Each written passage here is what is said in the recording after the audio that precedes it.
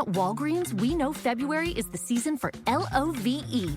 It's also something sweet for your sweetheart season. Or my favorite, wait, that's today's season? Or the just found out my kid has a crush season. Good luck, Mom. This Valentine's Day, Walgreens makes it easy to quickly get last-minute gifts with pickup in as little as 30 minutes. Because if it's Cupid season, it's Walgreens season. Right now, select fragrances are 20% off. Offer valid through 2/26 while supplies last. Restrictions apply. See Walgreens.com for details. Should be, because that's where everyone wants to be. Andy Jones, how are you? Susanna Bunnickwatch, how are you? Welcome to our channel. Thank you for joining us. And who else do we have here? Our buddy TMI, the gorgeous Jessica McCreary. And Stargazer, how are you? Thank you for joining us. Moving on here in roll call, my buddy Jose. There he is. Give us a wave, Jose. Jose, by the way, always waves back, so we're always thankful for that. Here we go. Who else is here? Go 66. Boo to you. Nicola, how are you? Nice to have you here. Media Fox, thanks for joining us tonight. And hey, Ray, nice to see you. And where are we? Ufologist, the gorgeous Larry Schulte is here. Jay Realty, welcome to our channel. Thank you for joining us. And we got about 30 seconds. Can we get this all in? I don't know. Terry Brown, nice to have you back. Awesome. Annie Svensson has returned. There's our gorgeous Jenny. Bob Berkins, excuse me, good to see you. 15 seconds. Can we do it? Can we do it? Hi, Sandra. Hi, Sandra. Hi, Sandra. Hi, Bombshell Bomber. Andy Morrow from the UK. Good morning to you. Welcome to our channel. 3 seconds. Horns up. Let's rock.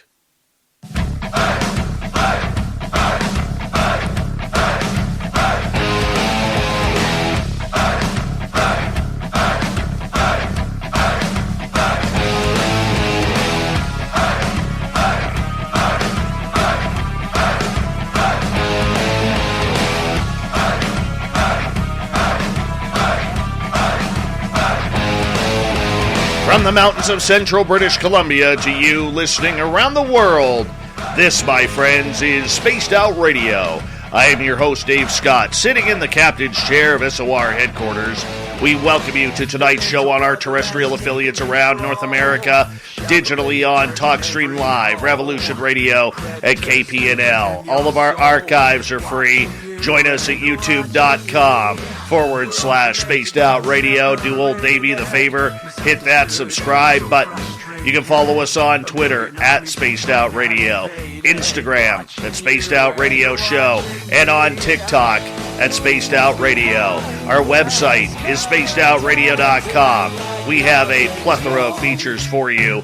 Rock out to Bumblefoot. Read Shirky Poo's Newswire. Check out our swag as well. Tonight's show is brought to you by Chive Charities. Help make the world 10% happier by visiting Chive Charities today.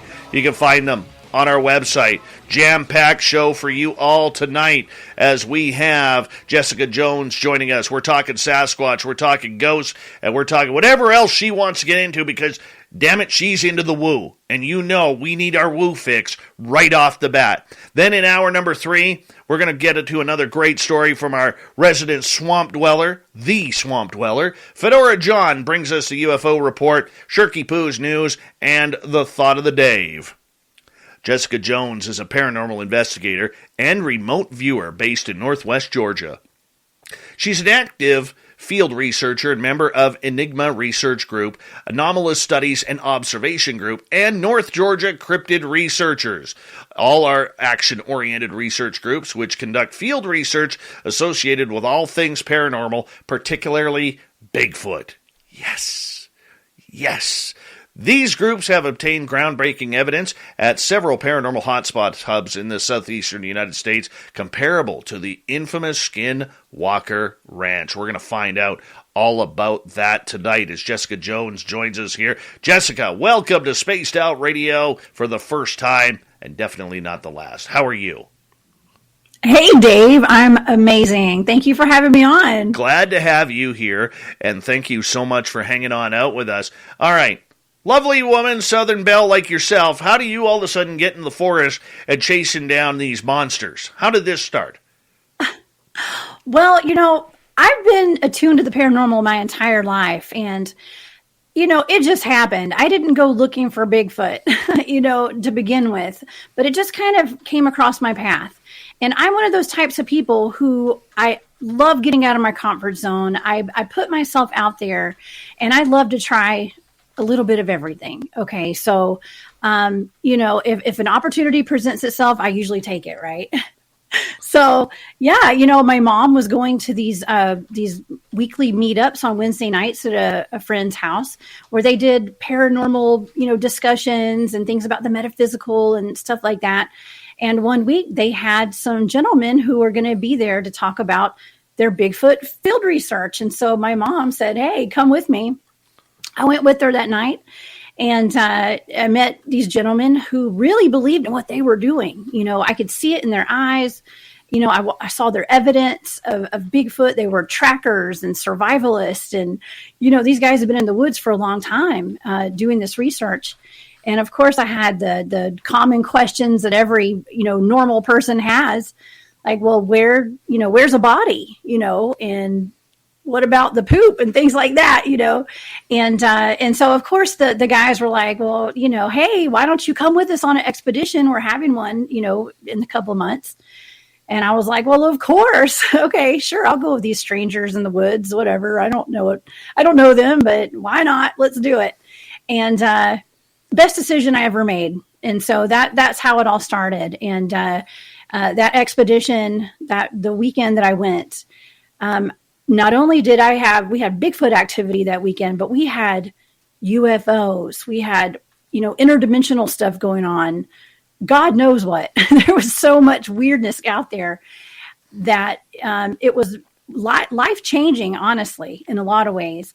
But yeah, I put myself out there. I was bait, that typical thing that, all the newbies have to do.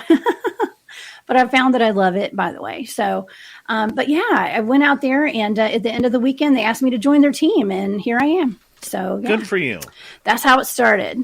Good for you. We always go in. Now, you're somebody who has kind of been a believer since childhood because you are intuitive. You are somebody who has dealt with the paranormal and supernatural your whole life. And the majority of us do not know what that is like. So for you, going from being more involved with the paranormal and ghosts and everything, getting into the cryptid world, what opened your eyes to it? Just, as a kid, I saw ghosts and things like that. I would sit in the yard at night and watch for UFOs. I come from a very open-minded family. And so that's kind of how it got started, was that, I wasn't ever made fun of for being into this kind of stuff. And so, it was just a progression. It was just natural. I'd always been into ghosts and fortune tellers and, any kind of monster and aliens and stuff. But I just never imagined that I would be encountering aliens as an adult. So, but yeah, it's the coolest thing, though, to all of a sudden call yourself a monster hunter. Oh, yeah. I've never called myself that, but I guess I kind of am. I don't actually hunt them. They hunt me. Okay. So on your first exhibition that you went on, you said that you were used as bait. What does that mean? Well, you're kind of put out there as, walking out by yourself or put in one place alone, okay, usually in these deep, dark woods. While all the other guys will sit back, 50 yards with their night vision and FLIRs and watch you to see what happens, that kind of stuff. Like you're trying to lure the Bigfoots out. And so, of course, all the guys are like, oh, they love females.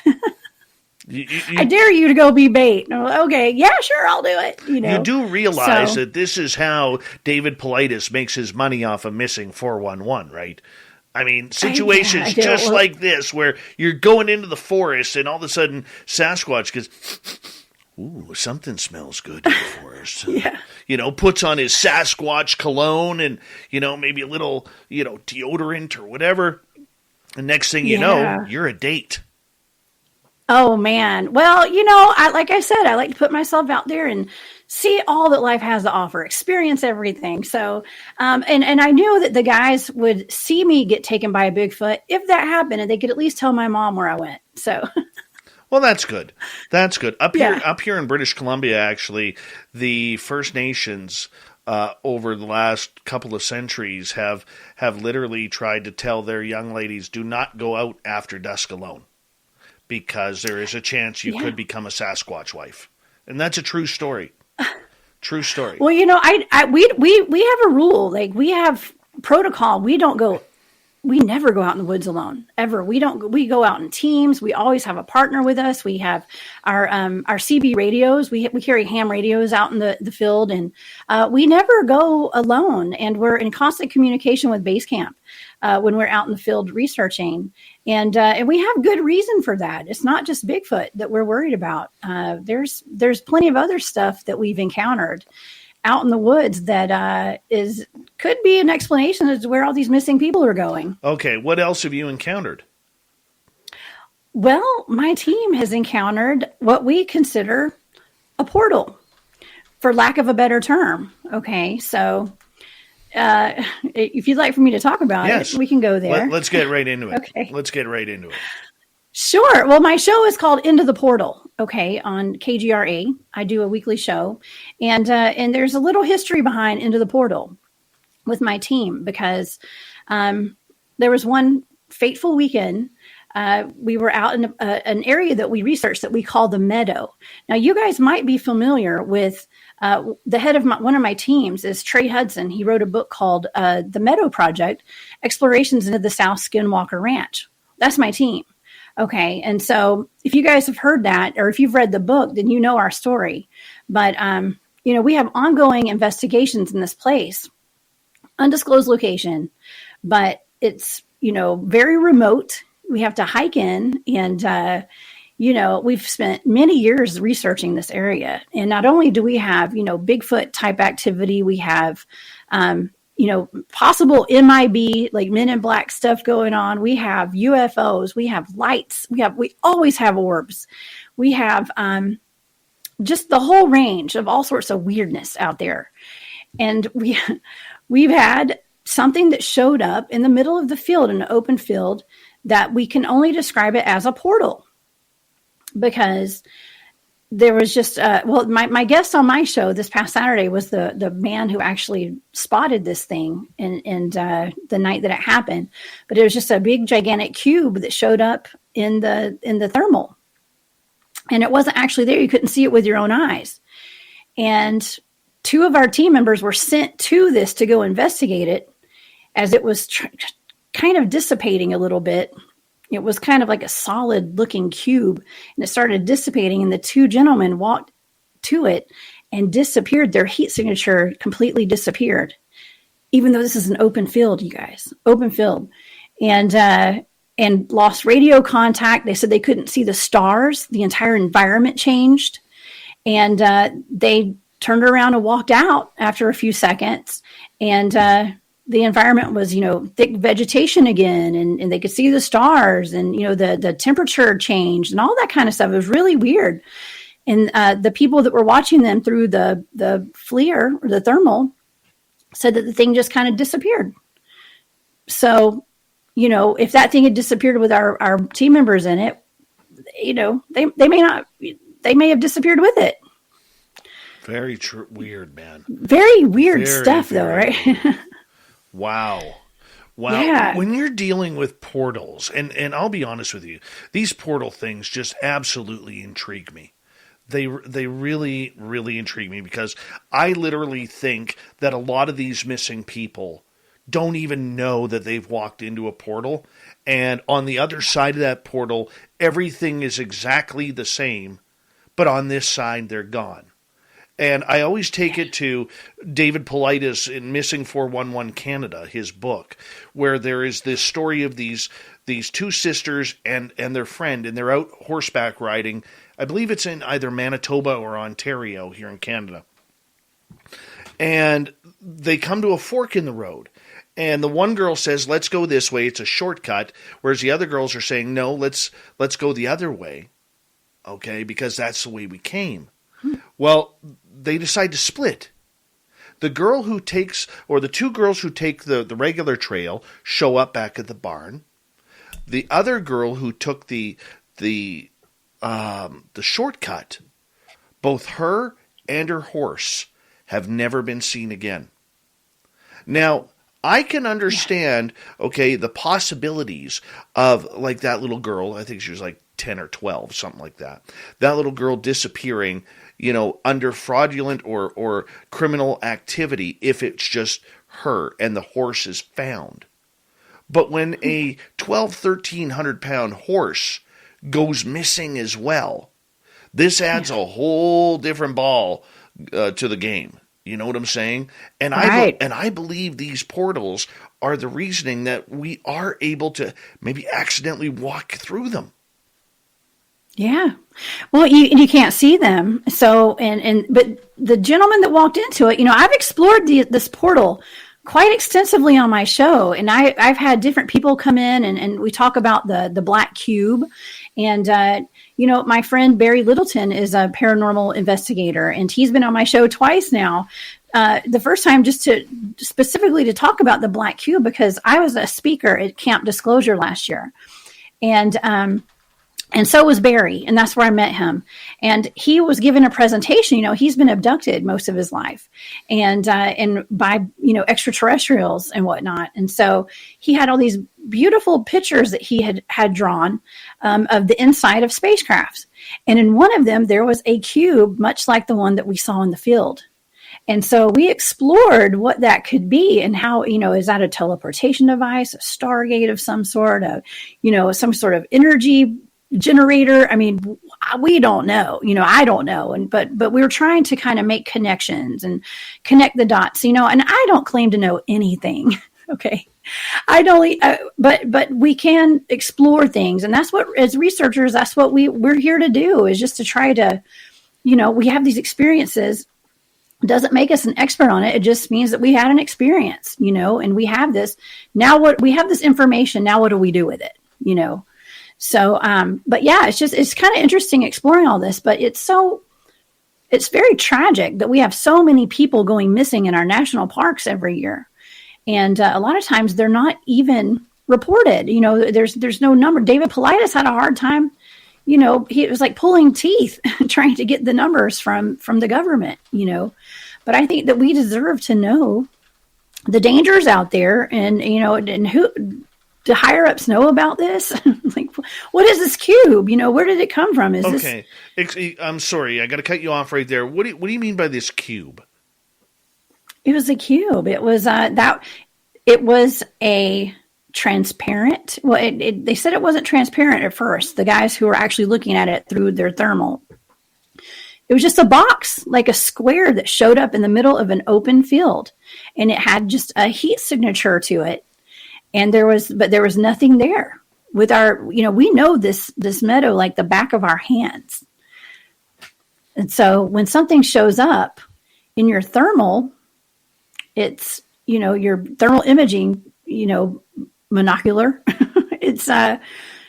It was just strange, and so that's what it was. It was just it was like a box. No kidding. That disappeared. Yeah. It appeared and then it disappeared. Yeah, I know, right? Very, very weird. Do you think it was something ufological? I don't know. See, we don't know. I mean, I have thought about this so much since that happened. I mean, it could be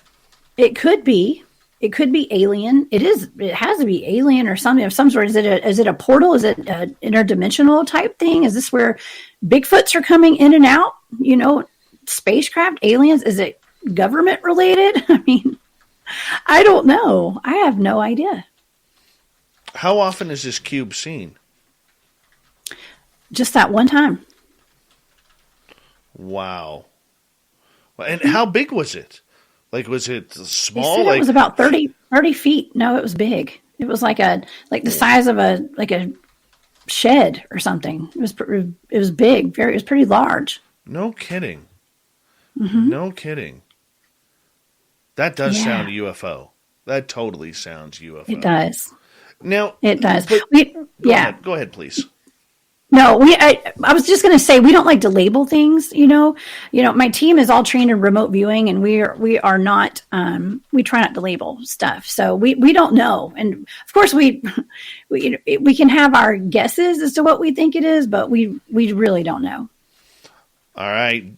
Jessica Jones is our guest tonight on Spaced Out Radio. We got about 4.5 minutes left before we got to hit our first break at the bottom of the hour. Jessica, just by listening to you sound, I mean, you're somebody who kind of governs the research into all facets, whether it's paranormal, supernatural, cryptid world. I know that's your forte, but you are kind of getting into more of the UFO stuff as well. A lot of researchers today are starting to really, really accept the fact that the phenomena seems to be all tied together.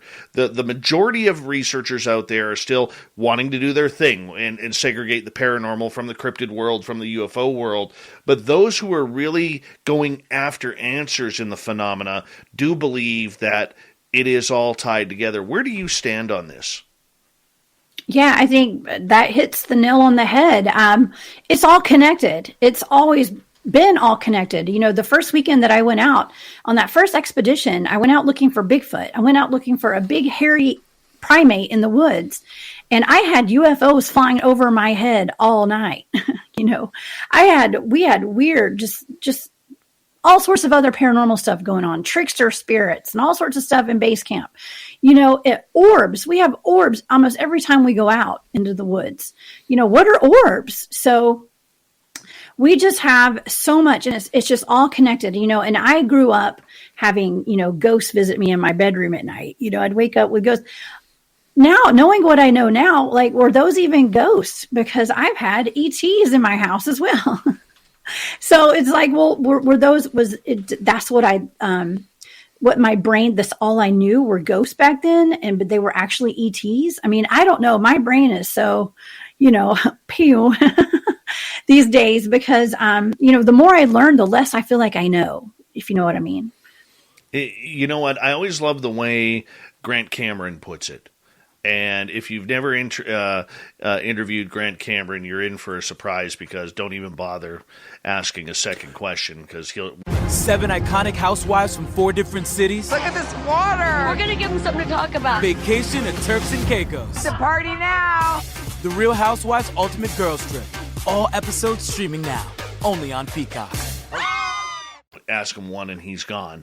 And I love him for it. But it's almost like when you first open that door and you walk through that door, you walk into 10 more doors. And behind each of those 10 doors, there is another 10 doors. And it just keeps going and going and going. And the closer you think you're getting to an answer, the further away you actually are, which is amazing. And one thing I love about Grant Cameron is, he will take a topic and he will follow that path as far as he can go, or that the research will take him. And then he backtracks and tries to glue it together, if he can, with something else that's going on. And I don't think a lot of people really understand that in order to find these answers, we need to be able to not rule anything out, but we have to be able to follow those paths to wherever they lead, whether it's a dead end or not. Yeah. Exactly. Yeah. I mean, I a lot of times, I have my ideas about things, but it doesn't mean that I'm right, because just the more I learn, and the beautiful thing too, especially with having my show that I do and all the people that I've met, and even at the conferences and things that I've attended and spoken at, just making the connections with other people. I know a little bit about what I'm doing, but I meet people who know things more from another aspect of that part of the field or something. And so just it's everyone putting all of our ideas together really helps our research, and kind of can bring us some answers. It's just putting your minds together, and putting all your research together. And I am a part of several different, research teams, and we work with people from all over the country, and it's just, we run things by everybody, just to get everybody's opinion. And so, it's good to have a diverse crew to be able to do that with. No, and I agree with that. And it sounds like you're running with smart people too. I mean, people who don't have a preconceived notion or condition of what we're actually looking for. Because I think, as we get ready to go to break here, and I'll make a little bit of an opinion here on something, but I think part of the biggest problem we are not, and the reason why we're not solving a lot of these issues and phenomena is because we're going into the research with preconceived notions of what it is. Whether it's a monkey, a great ape, Gigantopithecus, and that's what we're focusing on. Or with ghosts, we're not interested in finding out if there's life after death or anything like that. We're interested in just playing ghost talk. And on that note, Jessica Jones, Into the Portal, here on Spaced Out Radio. When we return, we're going to find out about some of her Sasquatch haunts. We're going to see how close she's got to the big guy when we return on the mighty SOR.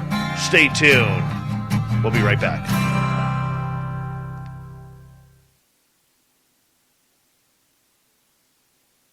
And we're clear. All right. Give me 2 seconds. Rich Hilke's here, everyone.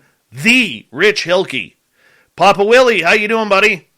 How's the bodyguard tonight? Awesome Ann Palmer, gorgeous Michelle C. in Australia. Boy, a lot of you came in right there. Just boom, hit me. Can't even type it out. Jessica, you having fun yet? Oh, always, man, of course. Right on. It's good times. Uh-huh. Mm-hmm. I like that portal stuff, man. I love that portal stuff. Yeah. We've actually encountered 2 portals. Nice. But one was at a different location in a whole other state. So, and we don't have that one documented on film or anything. When I go investigate, my audience hates me for this. I don't bring camera. Are we live right now? Yeah. Okay. Yeah. Remember I told you we're still live on YouTube? Yes. Yeah. My audience sometimes gets pissed off at me because when I go out in the field, I don't bring a camera. Yeah, the less equipment that you bring, the more activity you'll get. Yeah. No, I'm telling you, that's my experience. I am, and I hate to say it this way, when I go out in the field, I am all about me. I am very selfish. And I'm not an investigator. I'm not a researcher. I am just someone who likes it when the phenomena happens and when the phenomena screws with my brain and throws me something that I can't understand. Like I have this feeling that one of these days I'm going to be walking through the forest up here and I'm going to run into one of them staircases. That's just yeah. I know that stuff is going to happen. I just know.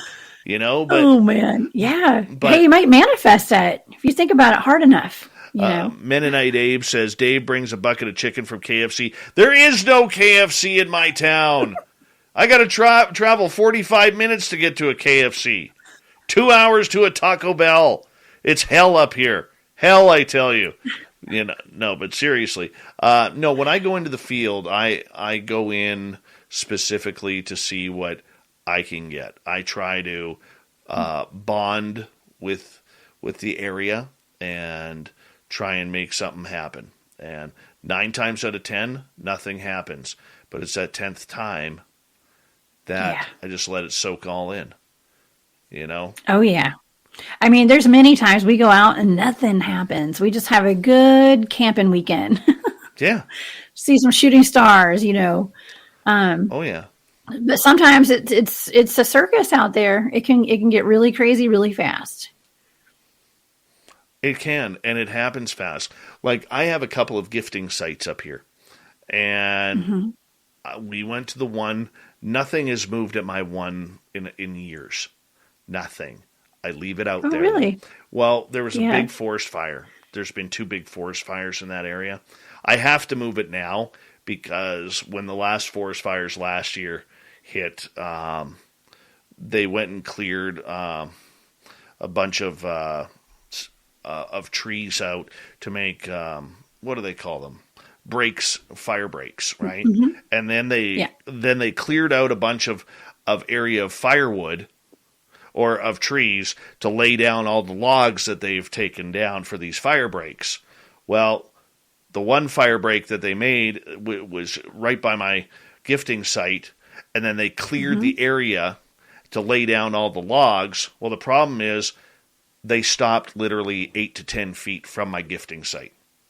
So I think that's what stopped them, is they probably thought, oh my gosh, like this tree is a memorial tree or something like that. Because I have toys and everything around it. They're probably not thinking Sasquatch, but I think that's what saved it, was that all the toys and everything. But I mean, previous to that happening last year, my buddy and I, we went into that area, and we actually went in, nothing happened. We go back up to my vehicle where it's parked, because I always park in the same spot, and we got a rock thrown at us. Oh. And that was the first time I had a rock thrown at me. Didn't see it. It hit right behind us. 30 seconds. Big thank you to Mark, Sunsaver, Rex, and Todd for the amazing super chats. It really does help what we do on this show on a nightly basis. Don't forget UFO Con that Lynn Wallington and I will be speaking at the end of March, the 25th to 27th in San Francisco, UFOCon2022.com. And if you're going to Vegas for the Spaced Out Radio SOR party, we're going to try and get Jessica there. It is April 22nd to 24th at the Golden Nugget. Make sure you book today. Here we go.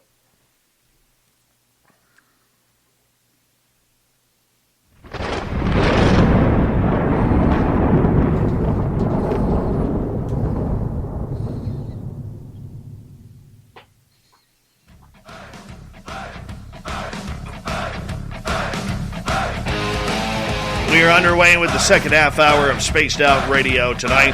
Good to have you with us. My name is Dave Scott. Really appreciate you taking the time to join us. I want to remind you that if you miss portions of this show or others, check out our free archives by going to youtube.com/Spaced Out Radio. Do me the favor, hit that subscribe button. Our website is spacedoutradio.com. We have a plethora of features for you. Rock out to Bumblefoot, read Shirky Poo's Newswire, check out our swag as well. Follow us on Twitter at Spaced Out Radio, Instagram at Spaced Out Radio Show, and now on TikTok at Spaced Out Radio. We continue the cryptid talk with Jessica Jones. She is a researcher. She is an intuitive. She is an online radio host with Into the Portal. And let's face it, she's got pretty nice hair too. I know you can't see that on the radio side, but on the YouTube side, definitely nice hair. We'll give it a solid 9 out of 10. Solid 9 out of 10. Jessica, welcome back. Thanks, Dave. Yeah. I like your hair too. Thank you. Thank you. Mine's a little frizzy tonight. Little frizzy. It's staticky around here right now, but that's okay. I want to get right into Sasquatch because our audience loves this topic. I love this topic. You love this topic. So it's a good place to go. How close have you been to one? Well, it depends. Okay, so I have never seen one face to face. I have never been close enough to see one's actual face, okay? And I've been doing this for 11 years now, okay? In the field doing research. Now, I have had something run up behind me at full speed and knock my legs out from underneath me and take off running right past me, and there was nothing there, okay? Was it a Sasquatch cloaked? Perhaps. I don't know. I can't say because I don't know. Now, so I might have actually been, hit by one. I'm just not sure. But, I've seen them running along the tree line. I've seen them from afar. I've had them come into the camp and whoop and whistle. And I've heard all the vocalizations. But yeah, still never seen one face to face. How do you think you'd react? How do I think I'd react? I'm inoculated to all this high strangeness. So, I encourage them to come to me. Okay. So I would not be, I don't think I'd be scared at all. I think that I would just, my My thing is I like to communicate and experience it. And like I said in the very beginning, I want to experience all life has to offer, the good, the bad, and the ugly. And I'm sure a lot of, Bigfoots are pretty ugly. No, just kidding. They are probably pretty terrifying to the normal person, but, I'm prepared. And, it'd be nice to be able to shake hands with one. I want to get close to one.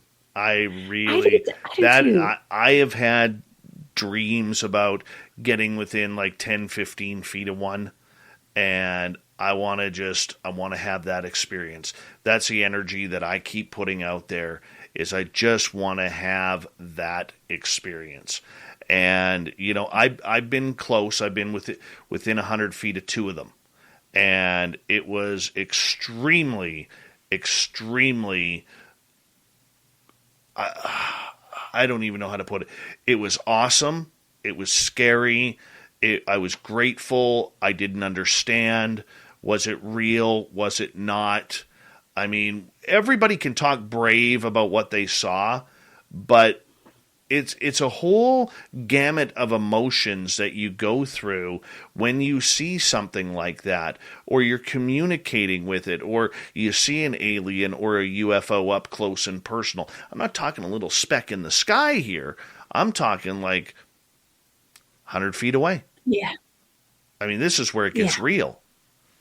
It does. And things get real quick, right? So going back to, this is not, Bigfoot related. Well, I guess it kind of is Bigfoot related, but that first time that I was out on that first expedition, we had some pretty intense UFO encounters that weekend, me and my partner in particularly. And after that weekend, we had so much high strangeness, and it was more, UFO related, that the entire team was trained in remote viewing. So we could kind of go and we could all kind of start exploring these things a little bit more. And we were all encouraged to read books on alien abductions and in the alien phenomenon. And so I was reading books like The Threat and, Alien Life and Communion and all that kind of stuff. And I started having alien contact in my home. Okay. This was shortly after that experience out in the woods. So, of course I shut it down. I quit reading about it because I was worried, well, did I manifest this, So, but they were within, a couple of feet from me actually. So, and I had two of those different encounters. Mm-hmm. So yeah, it's very, it's hard to describe it. Actually, it's very hard to describe, seeing things like that up close and personal. It very much is. For you, I mean, considering you have had a lifetime of odd experiences and paranormal experiences, do you still react to it anymore? Do you still get startled? Oh, absolutely. Yes. We had an incident at one of our base camps where something came running through the base camp behind our tent, screaming a blood-curdling, moan. It was like a moan, scream, animal hybrid. It wasn't human or animal. It was the weirdest thing I've ever heard in my life. And it was pretty terrifying. It wasn't terrifying enough for me to get in my car and leave. I stayed and spent the night there that night. I went and got in my tent, about an hour later. But we have a lot of weird stuff that it can be. The normal person would have definitely left. Okay. But like I said, we're all inoculated, and this is what we do. This is what we do for fun. Yeah, and that's very true. That's exactly what we do for fun. It is we're out there chasing these stories that are out there and these creatures. Mm-hmm. I mean, you have encountered some other strange things in the creature world, and we're going to get into that momentarily. But I want to go back to this, what you said, that you were tripped by something. You're not sure what it was. You said, could it have been a cloaked Sasquatch, which could very well be. It could have been something paranormal. Could have been a wood nymph or a gnome or something along those lines. Let's go into detail. What happened there? Yeah. Well, I was bait. Remember I mentioned bait earlier. Bait, yes. So I was bait. And I had a gang load of guys down at the bottom of the field. And this is what we refer to now as the UFO field. Okay. That night it wasn't the UFO field yet, but we were I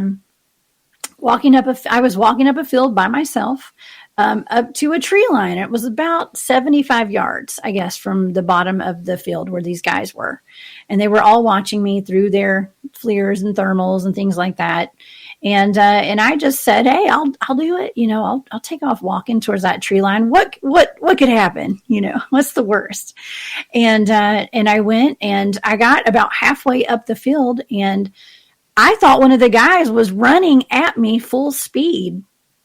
And so I kind of stopped in my tracks, and an energy, which I thought was a person, ran right up behind me, and my legs got it kind of swept my legs out from underneath me, and then it just kept going. So it was about the size of a human, okay, whatever this thing was. And I thought I was so surprised that it wasn't one of the guys. You know, a few minutes later, one of the guys did walk up to make sure I was okay, because I saw it looked like I was in distress, you know, because I kind of lost my balance. But I'm pretty agile, and I didn't fall down, and it was more startling than anything. It wasn't like it was threatening in any kind of way. It was more fun. It was more like a, ha, I'm here, and I'm going to, you know, scare the pants off of you today, that kind of a thing. But, you know, it wasn't even that scary. It was more kind of like, well, that was weird. You know, one of those things like that was really weird. I don't know what that was. I guess I'll just keep walking towards that tree line. But yeah, I don't know, you know, that could have been a lot of things. And that's why I don't like labeling it. I've never definitively said that was a Sasquatch that was, you know, cloaked or whatever, but it's an option, you know, it's an option. There are spirits. Mm-hmm. Go ahead. You know, there's all sorts of stuff. I mean, it could have been anything. I want to ask you, because, you know, so many people within the Sasquatch community try to say, well, we're doing scientific research on this land mammal or this animal, and, you know, there's nothing cryptid about it. It's a Gigantopithecus. But you're talking about, you know, things like, could it be a cloaked Sasquatch? Why are you more open-minded than 98% of your colleagues on this? Well, because, and I respect everyone's research, by the way. I don't, no shade at anybody.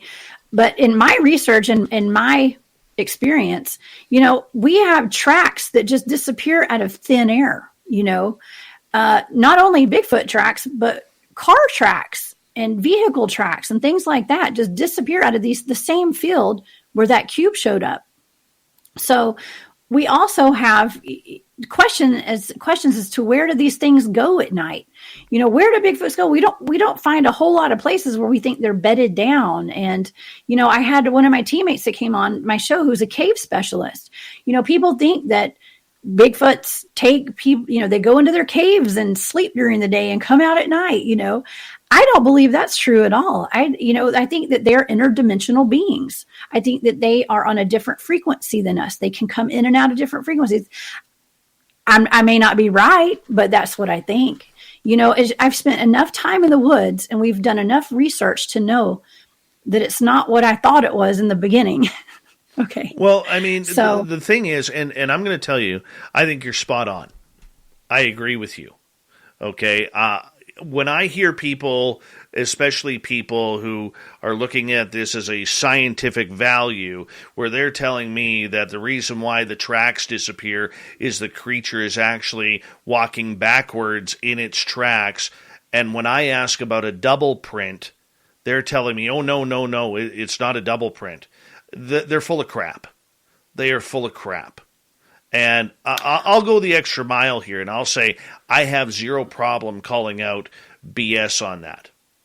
Okay. Well, here's my take on that: is that people only understand sometimes what they already know. You know, my consciousness is expanded in a lot of ways, and I'm a forward thinker, and I always have been. And I don't think inside of a box. I think outside of the box, and I like to see every perspective, and I like to see every angle of every argument, and it's just with all of the Peacock streaming the world's biggest sporting events, exclusive originals, and the latest movies. This February, we've got Super Bowl 56 and the 2022 Winter Olympics. Peacock Original Bel Air from executive producer Will Smith and Westbrook Studios. Damn! Plus tons of new movies every week, including Marry Me, starring Jennifer Lopez and Owen Wilson. In theaters and streaming only on Peacock Valentine's Day. With all this and so much more to love, sign up now at peacocktv.com. It's the classic dilemma at Whataburger. You pick up your all-time favorite patty melt with 2 fresh all-beef patties, melted Monterey Jack cheese, grilled onions, and creamy pepper sauce. And just when you're about to dig into Whataburger's take on this delicious all-time classic, someone utters the dreaded words. Can I have a bite? Should you? Shouldn't you? Maybe you should just take a big bite so you don't have to answer. Ooh, glad that dilemma's over. The Whataburger patty melt, just like you like it. experience that I've had, that's just not the case. There's an X factor to Bigfoot. Okay, there's an X factor, guys. Agreed. And and it's a lot more. The more you're out in the woods, the more weird it gets. And we're seeing and hearing. I've had guests on my show who are my teammates, who we've all been out in the woods together, and they were talking about their experiences where we're hearing footsteps around the base camp, and then a flash of light happens. We have a lot of flashes of lights out in the woods, by the way, but a flash of light will happen, and the footsteps stop. So is that a portal opening? Are they jumping in and out of portal? What is it? Like I said, we don't know, but we know that there's an X factor. They're coming and going in and out of something. So we're just assuming those are like portals. That's my assumption. Have you run into other creatures that you can't explain? Yes. That thing that screamed in the base camp that time, we don't know what that was. We don't want, and that's where remote viewing kind of comes in handy. and a lot of the things that we remote view, I don't talk about. My team is pretty private with things like that. But yeah, it's good to be able to go back and examine those things through with a tool like that. With the remote viewing. But yeah, it's more, I can say we've experienced what I would consider to be an interdimensional creature. It's not a Bigfoot. It's not a ghost. It's not anything. There's no, there's no label for it. So there's just a lot more in the woods than people understand, I think. The forest is an incredible place for everything to hide. Okay, animals have natural camouflage. And I mean, I've seen that firsthand up where I live in the wilderness. I didn't realize how easy it was for a 1,500-pound bull moose to hide itself within trees, 75 feet away from you, to the point where you're having trouble seeing it. Could it be that Sasquatch or any other of these creatures, whether it's gnomes or little people or dogman or whatever else is out there, could they be just masters of their own abilities rather than actually having something supernatural? Absolutely. It could be that too. It also could be that we just can't see them with our human eyes. Maybe it's us, maybe they're just kind of vibrating on a different frequency than we are. Maybe our eyes aren't able to detect the color that they are or something. I don't know. Like I said, I have more questions than answers to this stuff, but it could be the case. It could be the case. They are very good at camouflage. So what answers are you looking for? Because this is a tough, and it sounds like such an easy question. It really does, but it's a very difficult question, considering the majority of the fields out there, and I'm sure my audience is sick of me saying this, doesn't have a clue what they're investigating. They just know they're investigating something. So what are the questions you are trying to solve? Yeah. Well, that's a great question. I'm out there to experience. I'm not out there to prove anything to anyone, okay? And I never have been. I'm out there. What we do is we go out and we observe. And we're not out there specifically researching Bigfoot, okay? Because when we've been out there searching for Bigfoot or examining them, we have all this other activity that occurs, all this other paranormal stuff that happens. So what we do is we go and we just observe. We know there are Bigfoots. Okay. We respect them. We respect the fact that they're out there. We'd like to examine them. And I'm speaking from my personal opinion on all this. And this is me personally, because my team, everyone on the team has, not that everyone has a different agenda, but, everyone's out there for a different reason. And my reason is just to go experience things, and whatever happens. And so, and we explore that. So I'm not out there specifically looking to prove anything. I'm just out there to observe and, communicate with whatever's out there, and just to, try to figure out whatever answers come across my path, whatever's out there. Do you want answers? I mean, yeah, of course. We all want answers, See, yeah. I mean, I know that these things are real. Let me explain that for a second, because I don't think I explained it properly. If we find out the answers, that, let's say a Sasquatch body shows up, okay, the fun of the hunt is over for many people. Yeah. Okay, if we find out that aliens are coming here, all right, the fun is over, because now it's real. Same with ghosts. Yeah. If we find out there's life after death, the fun is over, because now we know. All right, so I'm asking you, I mean, you have your own truth. You have your experiences which have guided you to figure out the answers for yourself. Same as me, same as others. But is the truth really healthy for the public? I mean, it's a good question. There's a beauty in the mystery of all of this, right? So, I don't know. I think that there are a lot of people who are living in their 3D matrix reality, and they refuse to get out of that. Okay. And so, I feel like my job, somehow I have been thrusted into this position right here to help break people out of that little matrix reality. Okay. By just telling my stories and just to, I've been able to expand my consciousness in all sorts of different ways, just from doing something that scares the hell out of me.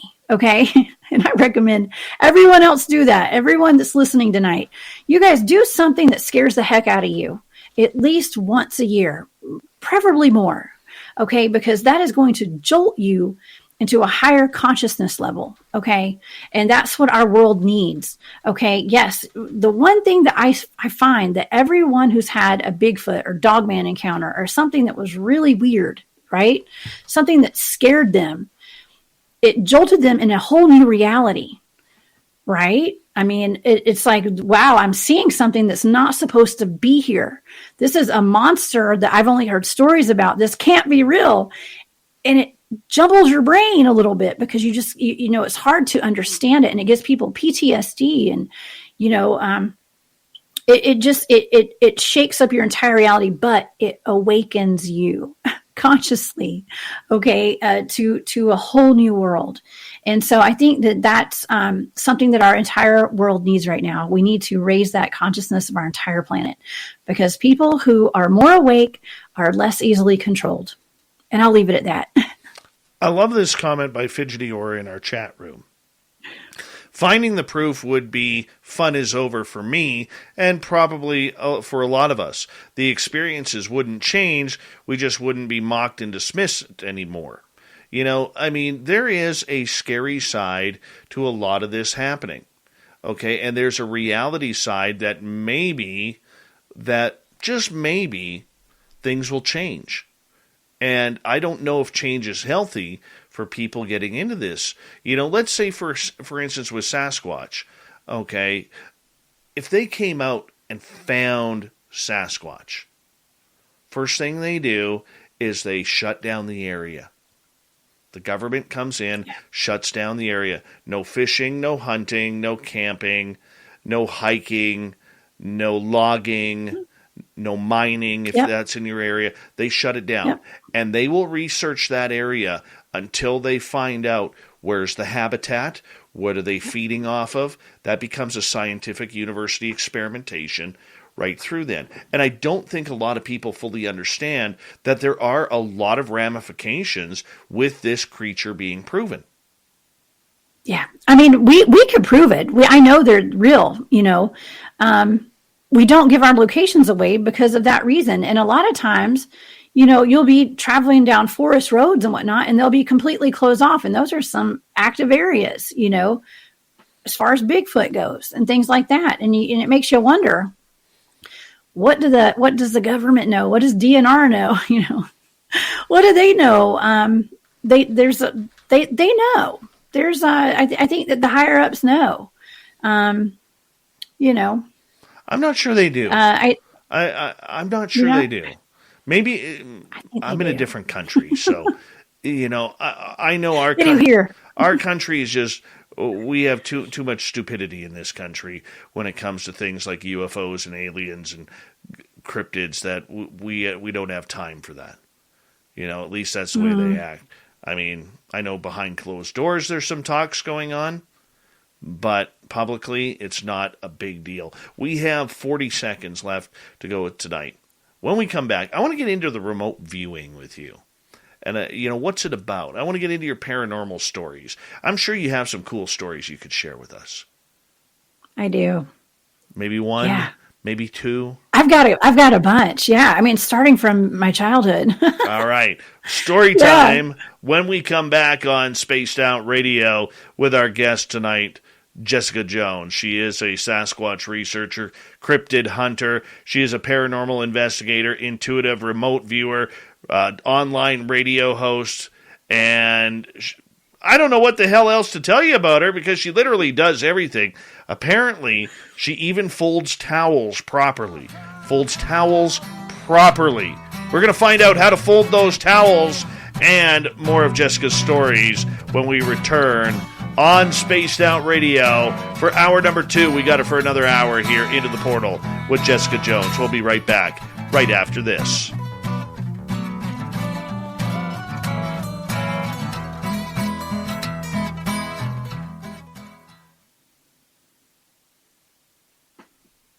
Don't ask me where that towel thing came from.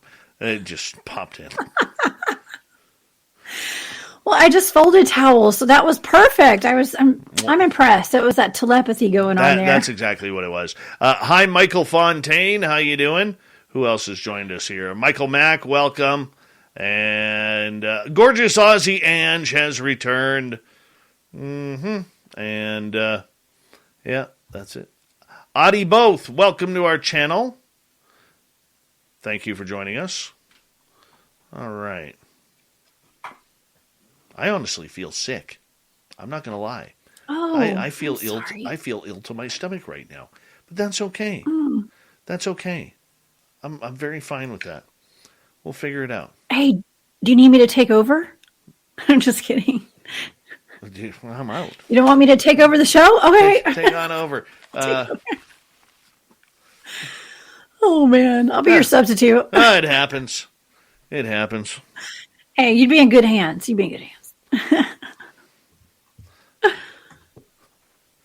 Well, as long as you fold a good towel, that's all that matters.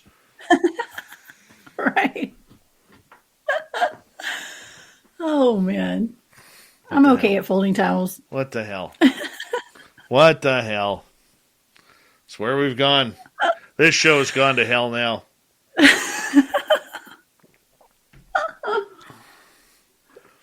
Oh, it's all good. I think so.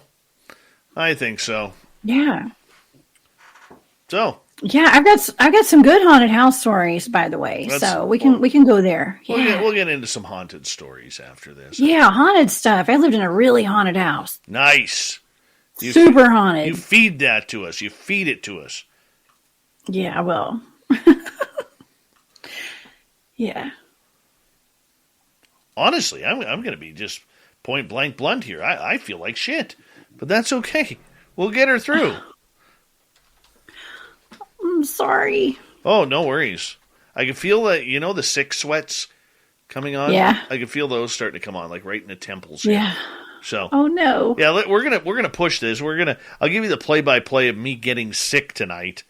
That's just the way it is. But yeah, I'll be reporting later from my bathroom as I'm puking my guts out all over the place. No, I'm kidding. Oh gosh. Cute face and ultra cute giggle. Thank you, Uncle Dale, and your power stash. I appreciate that. Brazelhov, how are you?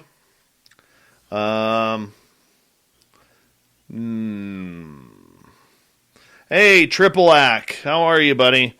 Thank you for that super chat there. I appreciate that, buddy. Throw that up there. Of course, that is Triple Ack is part of Thomas Fessler's Disclosure Tonight. Good friends of this show. And we love them. I always warm up my night by going over there and listening to the great shows that they have. Disclosure Tonight, Thomas Fessler on YouTube. If you haven't subscribed to that channel by now, why not? Why not? There you go. I can feel it. It's like building. That's okay. Super Duke, how are you? Super Duke. He always wears a cape. All right. Yeah, from World Bigfoot Radio. He's awesome. Super Duke.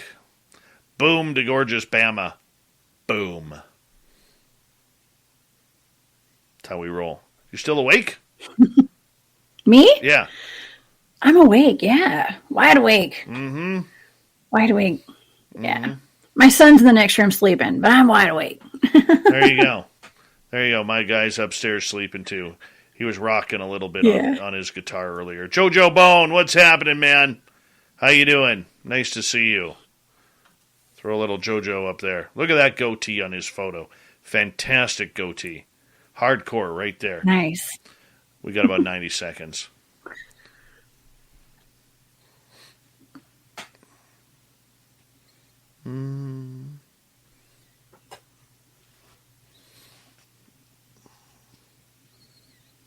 I want to say a big thank you to Triple Ack, Mark, Sunsaver, Rex, Todd, Ed, and Michael for the amazing super chats. It really helps us out what we do on this show on a nightly basis. How you doing, 416? Good to see you, buddy. And Sovereign Farts, how are you? Hope you're ripping well, buddy. Hope you're ripping well. And let's see here. Big thank you to everyone tuning in on the weekend shows. It was fantastic. Tomorrow night on my show, who will be with us? Oh, the lovely and talented Jim Goodall and Darcy Weir. We're going to talk TR3Bs all night long because that's what we do on the show. I love it when Jim Goodall's here. It's just so much fun. He'll be in our Vegas party, by the way. He will be there at the Golden Nugget. Bim Jim, how you doing? There are people trying to get a hold of you, Bim Jim. Better check your email. Yeah, James Goodall will be with us at our Vegas party in Las Vegas on April 22nd and 24th. He'll be hanging on out all weekend long, signing autographs, keeping the ladies away. That's the way he rolls. And he's trying to convince Michael Schratt to join us as well. I hope so, because I am such a fangirl of Michael Schratt's. Such a fangirl I am. It's true. I scream Michael Schratt's here. It's true. Totally true. Oh, don't tease me like that, Jim. Don't tease me that he'll be there. All right, here comes hour 2, everyone.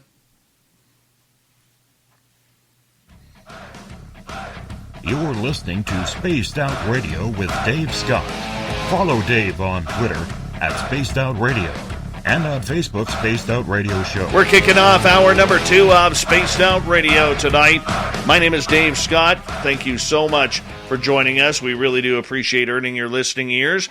wherever you are on this beautiful planet we call Earth. Hello to everyone listening in on our terrestrial affiliates around North America and digitally on TalkStream Live, Revolution Radio, and KPNL. All of our archives are free. Join us at youtube.com/Spaced Out Radio. Just do me the favor, hit that subscribe button. The Desert Clam has set the password for tonight in the SOR Space Travelers Club.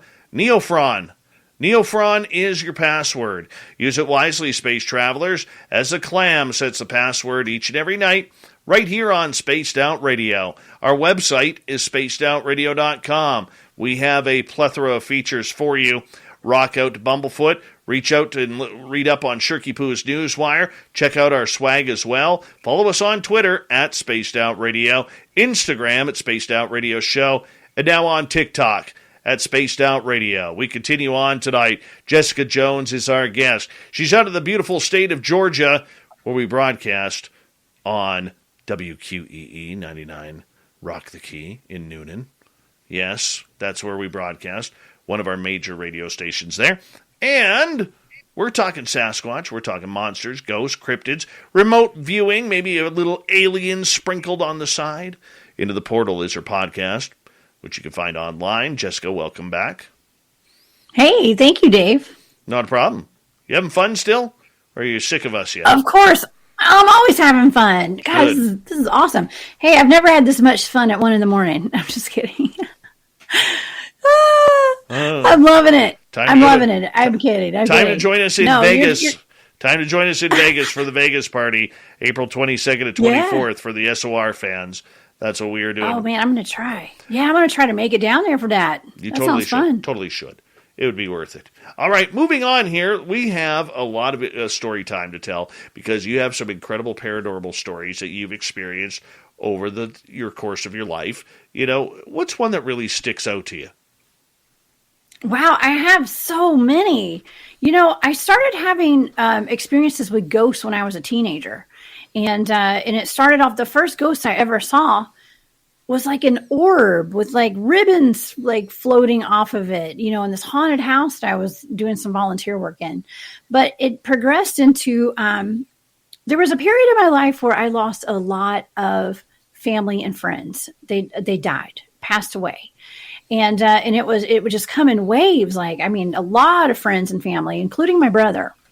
And, you know, shortly after my brother passed away, you know, he came back to visit me. You know, I've had all sorts of, you know, people that I know coming back to visit. And I've lived in haunted houses. Okay. I've lived in one of the most haunted houses.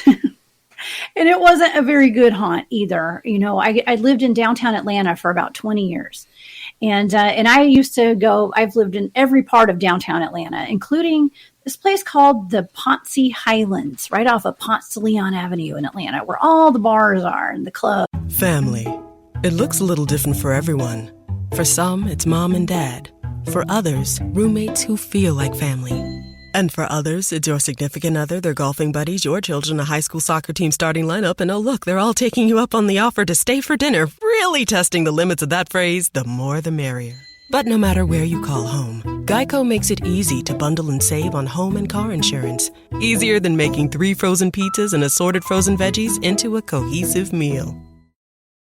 You coming to bed, hon? Yep, honey, I'll be right there. Just gotta turn out the light. Ow! Ow! Ow! Ah! Gah! Some things never change. Like your kids always leaving tiny toys on the floor for you to step on. Ow! And Geico saving folks lots of money on their car insurance. Sweetie, I think I left the downstairs light on. Please don't make me go. 15 minutes could save you 15% or more. And everything. And I had a super haunted house that I lived in. And of course, a lot of the land around Atlanta and around where I live was a Civil War battlefield land. Okay. A lot of history, a lot of blood in the soil and stuff, you know, from all the battles. And, you know, this house I lived in, you know, I would come home at night and there would be blankets of flies along the entire ceiling. Okay. flies. There'd be black masses floating through my apartment and, you know, shoving my body down and just weird stuff, you know. So that was one of the more unpleasant experiences that I had. I also had a night that I woke up and I kept hearing a noise, and I thought my cat was moving a vase that I had. Actually, I'm looking at the vase right now. I can't grab it. It's out of reach, but it was like a blown, you know what blown glass looks like. It looked like a bong, but it wasn't. It was a vase, I promise. And it had a flower in it. And I thought that my cat was moving it across the table. And I jumped up and I said, Mayu, stop it. And the vase went flying off the table and it levitated in the air for a good 5 seconds. I'm going to say about 5 seconds. And then it dropped to the ground. And it should have shattered all over the floor. Well, I screamed out my cat's name. I said, Mayu. And he was asleep in his bed across the room. The next morning, I woke up and the vase was standing upright and the flower that was in it was on the ground with a little bit of water beside it. But that thing had moved and levitated right in front of me by itself. Okay. So things like that, you know, I don't know. I don't know if it's me. I don't know if it was the house. It could have been me, like this, you know, PK kind of stuff going on. I don't know. It might have been my hormones. I have no idea that caused that. But yeah, I've lived in some really, really creepy places. So, let me think. Yeah, another story, you know, and like I was saying earlier, a lot of these experiences that I've had, I question if that was a ghost experience or was that ET related now? Because there was one evening right after my brother died. He died in a car accident, and it was really, really hard for me. This is my little brother. And he was 22 when that happened. And one night I woke up and there were all these green orbs floating around me as I woke up, and they were illuminated, like just these green, you know, translucent orbs. And they were kind of moving around in this weird motion. And they started forming from the bottom of someone's feet all the way up to the top of my brother's head. It was my brother. But the orbs formed from his Timberland boots that he had on to his jeans, all the way up to his polo shirt, to his face. And it turned into like a full human form, like solid. And he sat down on the bed beside me and I felt the bed move. And he bent over and he kissed me on my forehead. So stuff like that. I don't know, you know, which actually, like, I do feel like that was my brother. But then we have things like the ghost box and ITC devices. And if any of you guys are familiar with those, you know that it's, you know, you don't really know what you're talking to sometimes. And you may think you're talking to Aunt Edna. You're talking to what people might think is a demon or something, you know, like. So, you know, it's just to me, like, that's kind of dealing with things like that with the ghost boxes and the ITC devices. To me, I feel like that's kind of a lower vibrational frequency, you know, and you just don't know who you're talking to. It may be people mimicking your loved ones, you know, I don't know. So I try to, I try not to use those too much, unless we're out in the field. I definitely don't use them at my house. I don't recommend anyone do that. As an intuitive yourself, why do you use gear? Use gear? I really don't. I don't use gear. Now I have the gear. I take it out, but I find that I have a lot more activity when I don't have electronics. And anytime I've taken electronics out into the field, they malfunction. You know, I'll have hours of recordings and they will all be erased by the time I get home. You know, I didn't erase them, you know. So it's just, to me, I personally don't really even use devices or anything. I take it, I put it in my backpack, and we go out in the field and we do our research. And sometimes I'll pull out recorders and sometimes I won't. But yeah, I don't really use that stuff. I have it, though. Well, you have to have it. The toys are fun. But yeah. But do you, when you're out in the field and you're dealing with ghosts or you're dealing with any type of entity or phenomena, how do you know what you're getting? How do you know what you're dealing with or whom you're dealing with? You don't. That's the problem. You really don't. I can, sense energies and things like that. And, but knowing what I know now, we don't know. And so, it could be anything. I mean, there's also, we have the stuff that the people refer to as mind speak and whatnot. And, how do we know that's not like, we have screen memories too. Like ETs will give you screen memories when you're being abducted and things like that. So how do we know that, Bigfoots aren't doing that to us too? Do you believe, do you believe in the whole mind speak aspect? I mean, it's telepathy basically. And so I believe in telepathy. Absolutely. I do. Do you not? Oh, I totally do. I'm a weirdo that way. Of course I'm a weirdo that way. There isn't much I don't believe, but there was a long pause there. I was wondering for a second. You know what? I was wondering. I haven't had that mind speak from Sasquatch. I've had it with ghosts. I've had it with aliens. I've never had it with Sasquatch or something like that. And I'm kind of jealous because I would love to get, have that experience with it. I really would. Well, every time I've had a ghost experience, and I have had people talking to me, their mouths never move. Okay. Not one time I can ever remember. Their mouths never move, but I can hear their voices in my head. I hear voices, but I can hear them plain as day, but their mouths don't move. But you know what also happened when I had ET experiences?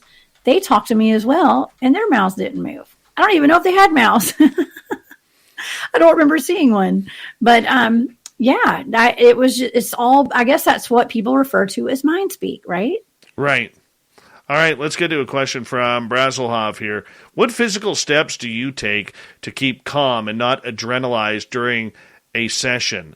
I can't control that feeling. Well, it's called being inoculated. It's called having your mind right. And it's also called remote viewing. Okay. So it's basically a form of mind control, and it's not me controlling your mind. It's me controlling my mind. Okay. And that's it. I think that's a very important tool that my team has, is being able to control ourselves out there. And it's got a lot to do with breathing too, just, breathing and just controlling your body, controlling your emotions. I don't take anyone out in the woods with me. I don't take anyone out in the woods with me, only my teammates. None of us do, because the normal person would have a really hard time doing what we do out there. Why is that? Because it's terrifying for most people. That's why. Yeah, because you experience things that are not in this reality that we've been taught. Okay, so let's delve into this a little bit more, because I think this becomes a very interesting part when you say that there, it opens up your mind, it expands you, it allows you to experience things at a much different level. So for you, as you have expanded your mind and your growth spiritually, physically, emotionally, how has that changed the way you've investigated? Just having a more open mind. Well, it's made me understand that everything's not in this one little box, that pretty much anything that you can imagine can be real, if that makes sense. It's just not, I don't know. That's a good question. I don't like, putting anything and labeling. Like I said earlier, we don't label things because we don't know what we're dealing with out there. I know there's, I've had ET contact, I've had Bigfoot contact, we've had spirits, we have tricksters, we have portals, we have all of this stuff. It's just about it's just having an open mind, because anything is possible and anything can come out at you and we don't know what it is. And so I don't know. Well, let's get to another story. Tell us a story about one time, whether it's paranormal or in the forest, where you've been truly scared. Well, it was just the only time I've been truly scared was that one time at base camp when we had the thing that came out and screamed at us. Other than that, there have been times when I'm sitting out in the woods and it's completely pitch dark out there and you can't see right in front of your face, and you'll hear things like tapping on the trees and stuff. And, there are times where you almost see things. I can see things in my mind. I can feel creatures crawling up behind me, but you don't actually see it with your eyes, things like that. That's when you have to calm your mind, and you have to, that's why we never go out by ourselves. That's why we always have a partner with us. We always have groups of us that go out together, because, we all have each other's backs. And yeah, I guess we kind of all keep each other calm. But yeah, I don't go out with anyone that, I would not. I mean, I would lay down my life for any of my teammates and they would do the same for me. So I think that's kind of the secret to all of that when we're going out in those woods. All right. $5,900 is asking, what's the most interesting, scary thing you've ever remote viewed? Well, I can't talk about all the things I've remote viewed, but recently, I've been asked by family members to remote view serial killers, victims of serial killers and things like that. I help find missing people sometimes through remote viewing. And so that's actually the most scary thing I've ever remote viewed is people who have gone missing and have not been found, and the cases were going cold, and viewing what happened to those people. That's actually the most scary thing I've remote viewed. I got to ask you this, and as a follow-up to that, out of the people that you have looked for while remote viewing missing people, yes, there's those who found foul play or whatever else, but have you ever remote viewed somebody who is no longer on this planet? No longer on the planet as being abducted or being dead? No, abducted. I'm going to say no. I'm going to say no. Damn it. I was on to something there for a second.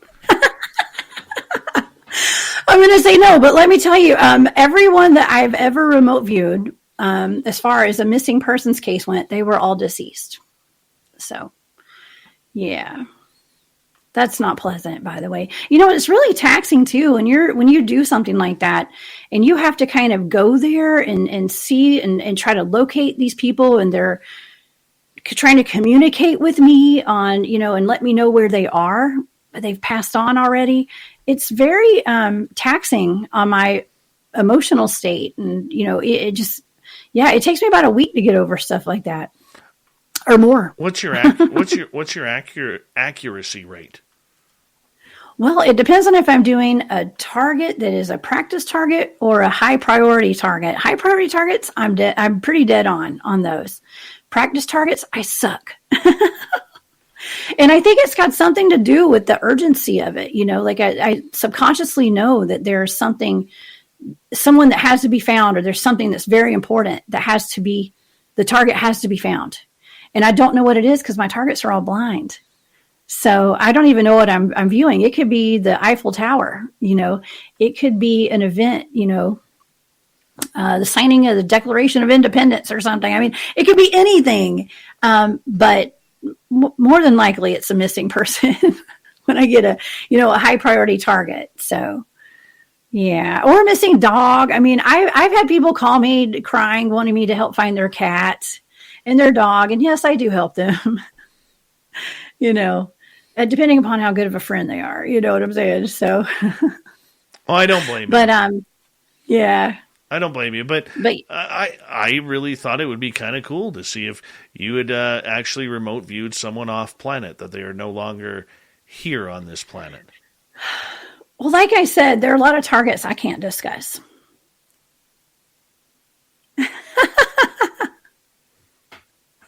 I'm going to leave you hanging on that one, Dave. I'm salivating over that one right now.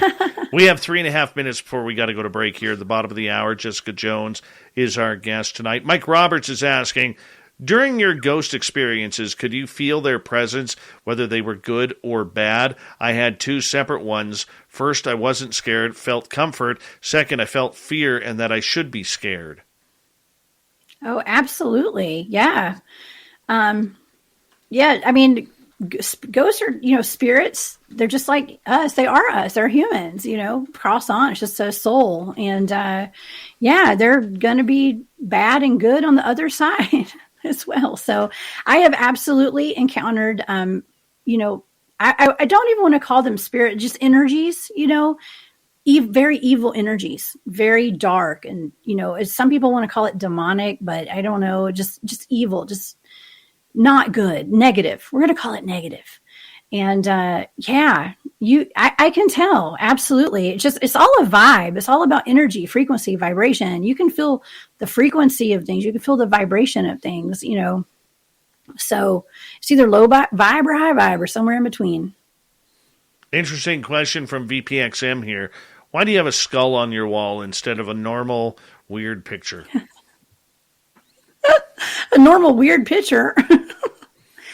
I just like skulls. I don't know. I like skulls. I thought it was kind of pretty. It's got flowers and butterflies on it. So it's kind of like a feminized kind of skull, It's got butterflies on it, man. Come on. Let it go. It's got butterflies and flowers. Let it go. Absolutely. Absolutely. Okay, remote viewing. How do you do it?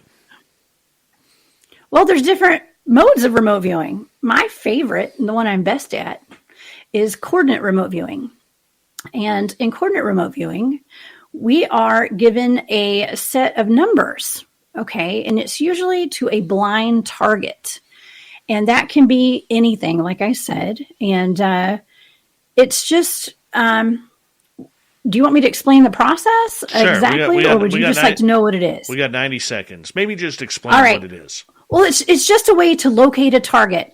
Basically, if you want to use the word psychically, okay, and it's just out of thin air, you pull information out of the matrix and you write it down scientifically on paper, and you draw graphs, and you basically do like automatic writing and stuff like that. And anything that pops into your head, you write it down, and there's a place on that chart to write everything down.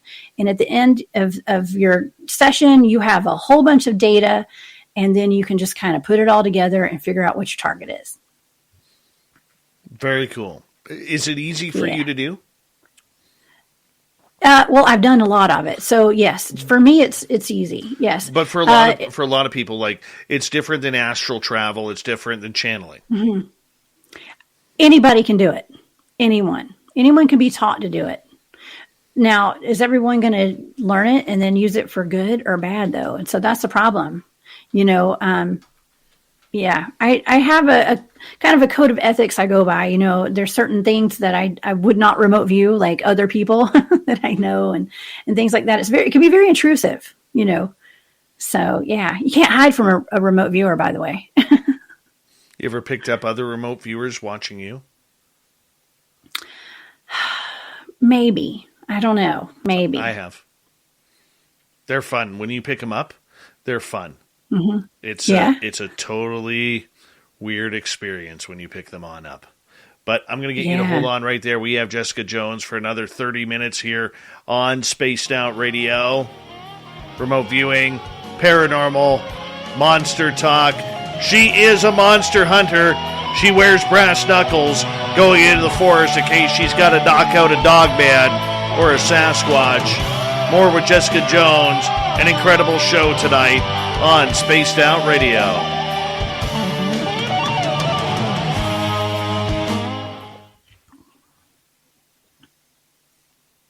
All right, we're clear. Hi, Heavy Water. Hi, Yancey Scott. Yeah, picking up remote viewers is cool. Yeah. Well, my thing is, I think that I have picked up myself remote viewing myself. I have picked up. Is that weird or what? This is where we get woo. I have picked up probably 4 or 5 remote viewers and I have picked up extraterrestrial remote viewers. Interesting. Yeah. I believe it. Yeah. It's all the... I'm going to go get a breath of fresh air. I'm going to be right back because I just want to get my system going because I'm not starting to feel well. But I promise you I will be right back here. So hang on out. You can chat with the audience. They're good. They're hearing you. All right. All right. So I'll answer some questions, guys. All right. So VPXM, have I ever remote viewed a session where I have been mentally pushed back out? I have not. However, my teammates have. I do know of people, if you're remote viewing something that detects you in their environment, certain things can shut you down for sure. There's no doubt. So yeah. Remote viewing is really weird. And there was a time where I do think that maybe I was remote viewing myself looking back. So, I was wondering what these little lights were in the corner of my room. I think that was me in the future, remote viewing me back then. So weird stuff, guys. Very weird. We live in a very weird world.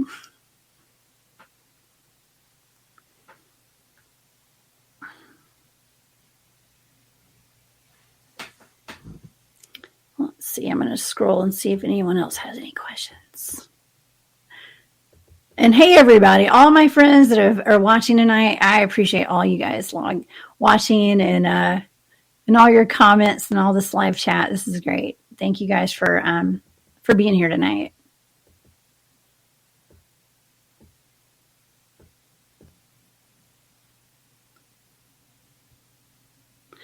So is remote viewing similar to shamanic journeying?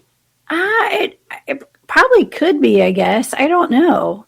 I don't know about shamanic journeying very much. So I don't know. Is there peyote involved in that? I have no idea. So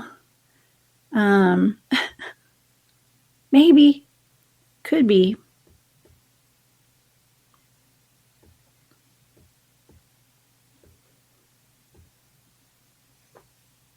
How far into the future have you remote viewed? You can remote view as far into the future as you want, but I haven't remote viewed super far into the future. I don't know. I don't think I've remote viewed super far into the future. Now, I do know some people who remote viewed some future events. I'll just say so. Yeah, I don't think I can talk about that though. So have I ever seen a blue square of light? Now I have not, but my team did see a white square, which turned into a black square out in the field. So that was the portal, that we call it the portal. A shift in this realm. Absolutely. Have I ever experienced a shift in this realm? I have. That is an interesting question. I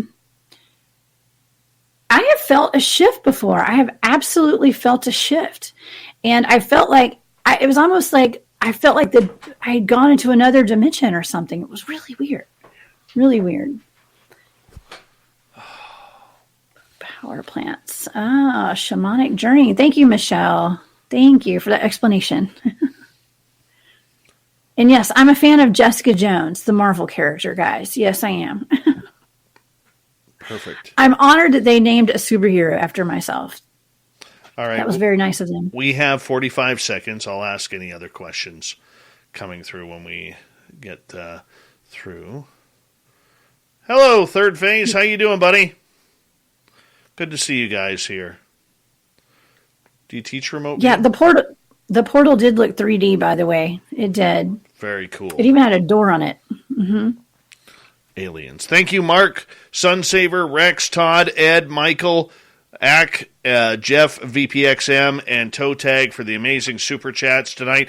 Hi, Alex Kuhn. How you doing? And we're going to kick off the final half hour, Jessica, right after this. We're definitely going to have to bring her back. I think so.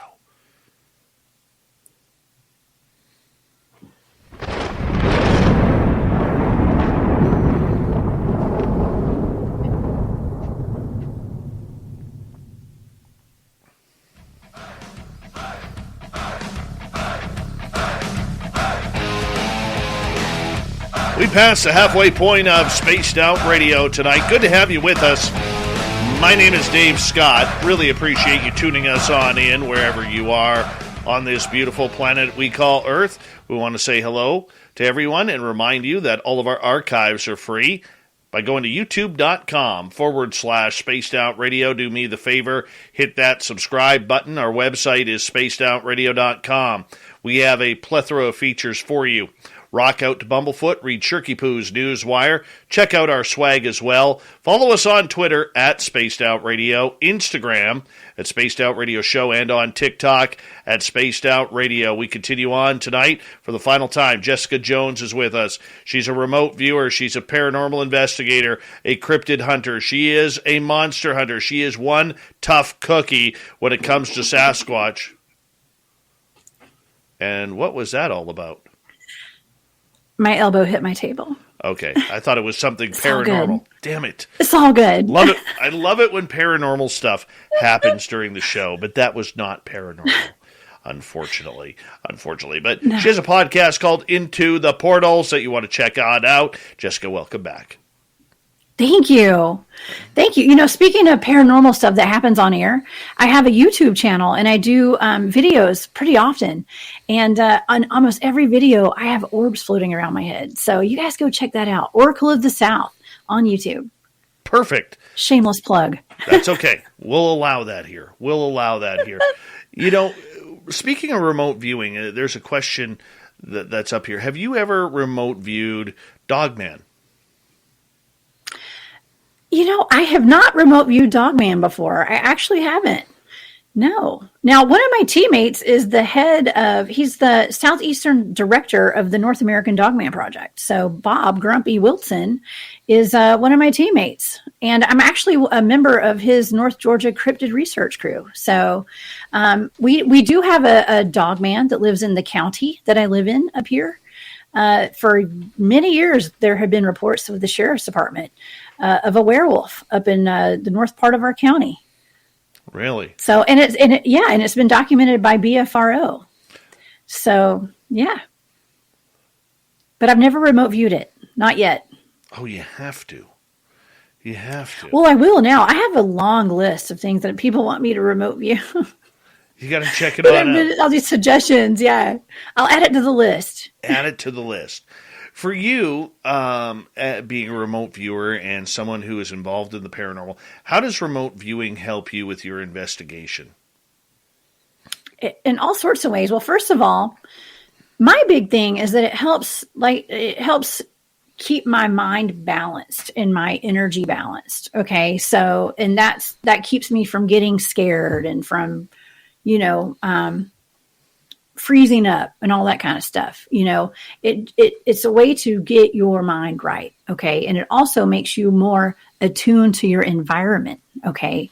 And so you're able to see and feel energies and energy shifts and the subtleties of energy shifts out in the field, that kind of stuff.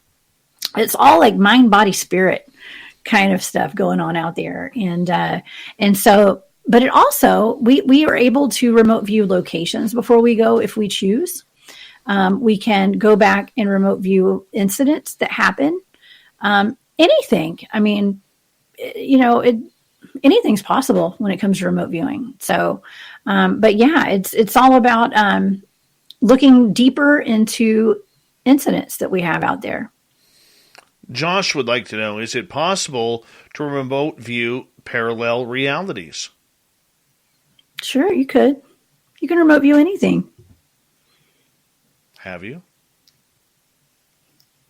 Well, I mean, I've had some interesting targets, we'll say. Who chooses your targets? Well, it depends. Well, the head of our group, of one of my Bigfooting groups, he's the one who taught us all remote viewing. So, a lot of times, if it's a practice target or things like that, he's the one who gives us our targets. Brazelhoff is wondering, is it possible to remote view yourself? Absolutely. You sure can. And I believe that there's been times where I think that when I've seen something that I thought was paranormal in my apartment a long time ago. I think that was actually me remote viewing myself. So I know it's wild. It's wild. Or it could have just been a ghost. I don't know. So yeah. Have you ever? It is. Go on. Sorry, I apologize. No, I was saying it is possible to remote view yourself. Okay. So for you, having the ability to do this and to be able to kind of get in the heads of the creatures that you are trying to find, have you, whether through remote viewing, astral travel, channeling, whatever it may be, actually communicated with a cryptid, wondering where it is, what it's all about, where it comes from? I have not personally, but my teammates have. So yes, but that's something that I'm not really able to talk about tonight. So yeah, but yes, we have been able to do that. Josh is wondering, have you ever been attacked or threatened while remote viewing? Well, that is why we actually have precautions that we take to not associate with lower vibrational energies while we're remote viewing. And so, yes and no. Yes and no, I have. Yeah, but no, I've not been physically attacked, but yeah, energetically, we have to be very careful when we're remote viewing. Yes. How do you guard yourself, protect yourself? Protective energy bubble, of course. There's all sorts of different ways. It's just all in the methods that we use. So, golden bubble. It's a process. Yeah, can be golden. Yeah, just a protective energy bubble. Gee, I wonder how I just saw that. Yeah. Yeah. Somebody may be trying to remote view you while you're doing this show. I'm not saying that it's the host or anything, but pulling up the golden energy bubble is a good sign, nonetheless. Yes. Thank you. I'll just pat myself on Yes. the back for that. Paranormal, let's get back to your paranormal experiences that you've had here for a while, and well, your entire life. Has a ghost ever given you information that maybe allowed you to solve any type of mysteries? You know, and I'm not saying like I'm saying like old type stories here. Yeah. Well, not really. Not in the 3D, like when I've been awake and I'm sitting here in my 3D reality and a ghost appears. I've never gotten good advice there, but I have a lot of communication on a 5D kind of level and in my dream state and things like that. And yes, I've gotten some serious information and some downloads in my dream state. So that kind of stuff. But yeah, it's hard to say because, I don't when we talk about ghosts and things like that, like I'm kind of going in between different, 3D to 4D to 5D, that stuff like that. So yeah, I don't know. No, I'm not sure how to answer that. Okay, let's just put it that way. Let me rephrase that question then. Has a ghost ever told you something that has stuck with you? Maybe a piece of advice or what it's like on the other side or how they got there. Yes, absolutely. Absolutely. I've spoken with my grandfather on the other side, right? And this was actually in a spirit box session that I did a long time ago before ITC devices were popular and readily available to the general public. In the early 2000s, I did a ghost box session with a gentleman named Christopher Moon, who had a big ghost box. And I had all sorts of family, I guess, at the time, I believed it was my family. I still do. Telling me all sorts of things about myself and my future. And my spirit guide came through and told me all about my past, some of my past lives. And, my grandfather came through and said, we're not dead. He said, we're not dead. There's no religion here, on this side. We all live in a house together, like there was all this stuff. It was, I don't know. It was very comforting. It's always when we're talking to people who have passed on, who we love, we're all just looking to know that they're okay and that there is something to look forward to. We're going to meet them on the other side, and there's comfort in that. We just want the comfort of knowing that they're okay, right? And so I remember when I did that ghost box session, and I had all these questions. I didn't want to just know if my brother and my friends and my grandparents and my aunts and uncles were okay. I wanted to know what it was like on the other side. So I went in prepared with my notebook with all these questions to ask them, and they answered me all of my questions. I said, I asked my brother, what happened when you died? What happened at that moment when you died? And he told me.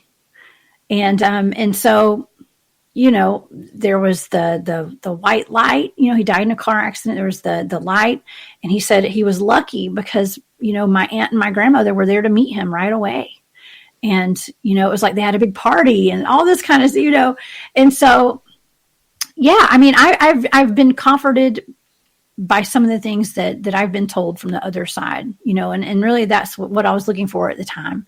But yeah, I don't know. I mean, I haven't gotten any kind of profound message that's going to change the world or anything, tonight that I could tell you, but, just personal messages. Yeah. And you know what? I think that if we look to it and we tune on in, we can get those messages. I know when my 29-year-old nephew passed away in 2018, I was stunned and I felt that he was panicking on the other side, not sure what happened. And I actually went in and I saw him on a bench, and he died on a picnic table, fell asleep from a fentanyl overdose, and never woke up. So it was peaceful for him. But when you go into that other side, I actually saw my two grandfathers and my grandmother who passed away when he was still in the womb of my sister. So she never met him on this side, only on the other side. And that was the first time that I had actually seen my grandmother on that side. Both my grandfathers had come to me. My grandmother never did. And then when I went looking for him, my grandmother was there. And I remember talking to her, and she wouldn't look at me. She kept her eyes, like I can see it, just like I'm looking at you right now or talking to the audience. She kept her eyes straight on him with the biggest, most beautiful smile. Like, my baby's come home. My grandson has come home. Yeah. And it was just like, wow. Yeah. Comforting. It was very emotionally powerful. Yeah. The thing that I want our audience to understand is how real, Jessica, this stuff is. It's not just imagination, because I think a lot of us out there who think, well, this has never happened to me. When it does, I think we write it down as imagination or a dream. How do we get the public to know the difference between that dream or imagination and this is reality of what you're seeing on the spiritual side? Yeah. I'm not sure, because until you have an experience on your own and you experience it yourself, it's hard for people to wrap their minds around it. So it takes personal experiences, really. I remember, I remember watching shows about psychics and stuff, and I didn't understand psychics. I didn't realize that what I was experiencing was me being psychic, and I would see shows about psychics, and I was thinking, I remember thinking, I don't know, there's just a stigma to that kind of stuff. And so people shy away from it, and, I personally, my entire family since for generations has been having experiences with seeing our, passed on loved ones and whatnot, and having paranormal experiences and stuff. So it was very normal in my family. And maybe people looked at me like I was crazy when I was a kid. I never even thought about that, for having experiences like I did. It was just normal for me. But for a lot of people, I do understand it's not normal.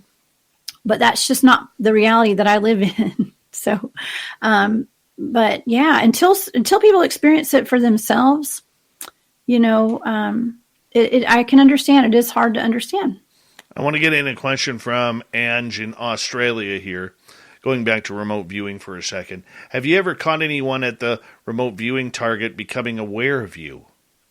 Yes, I have. I speak to the people that I'm remote viewing sometimes, and there was one gentleman who had been missing, and not to give details or anything, but he was buried somewhere, and he was very aware that I was there, very aware.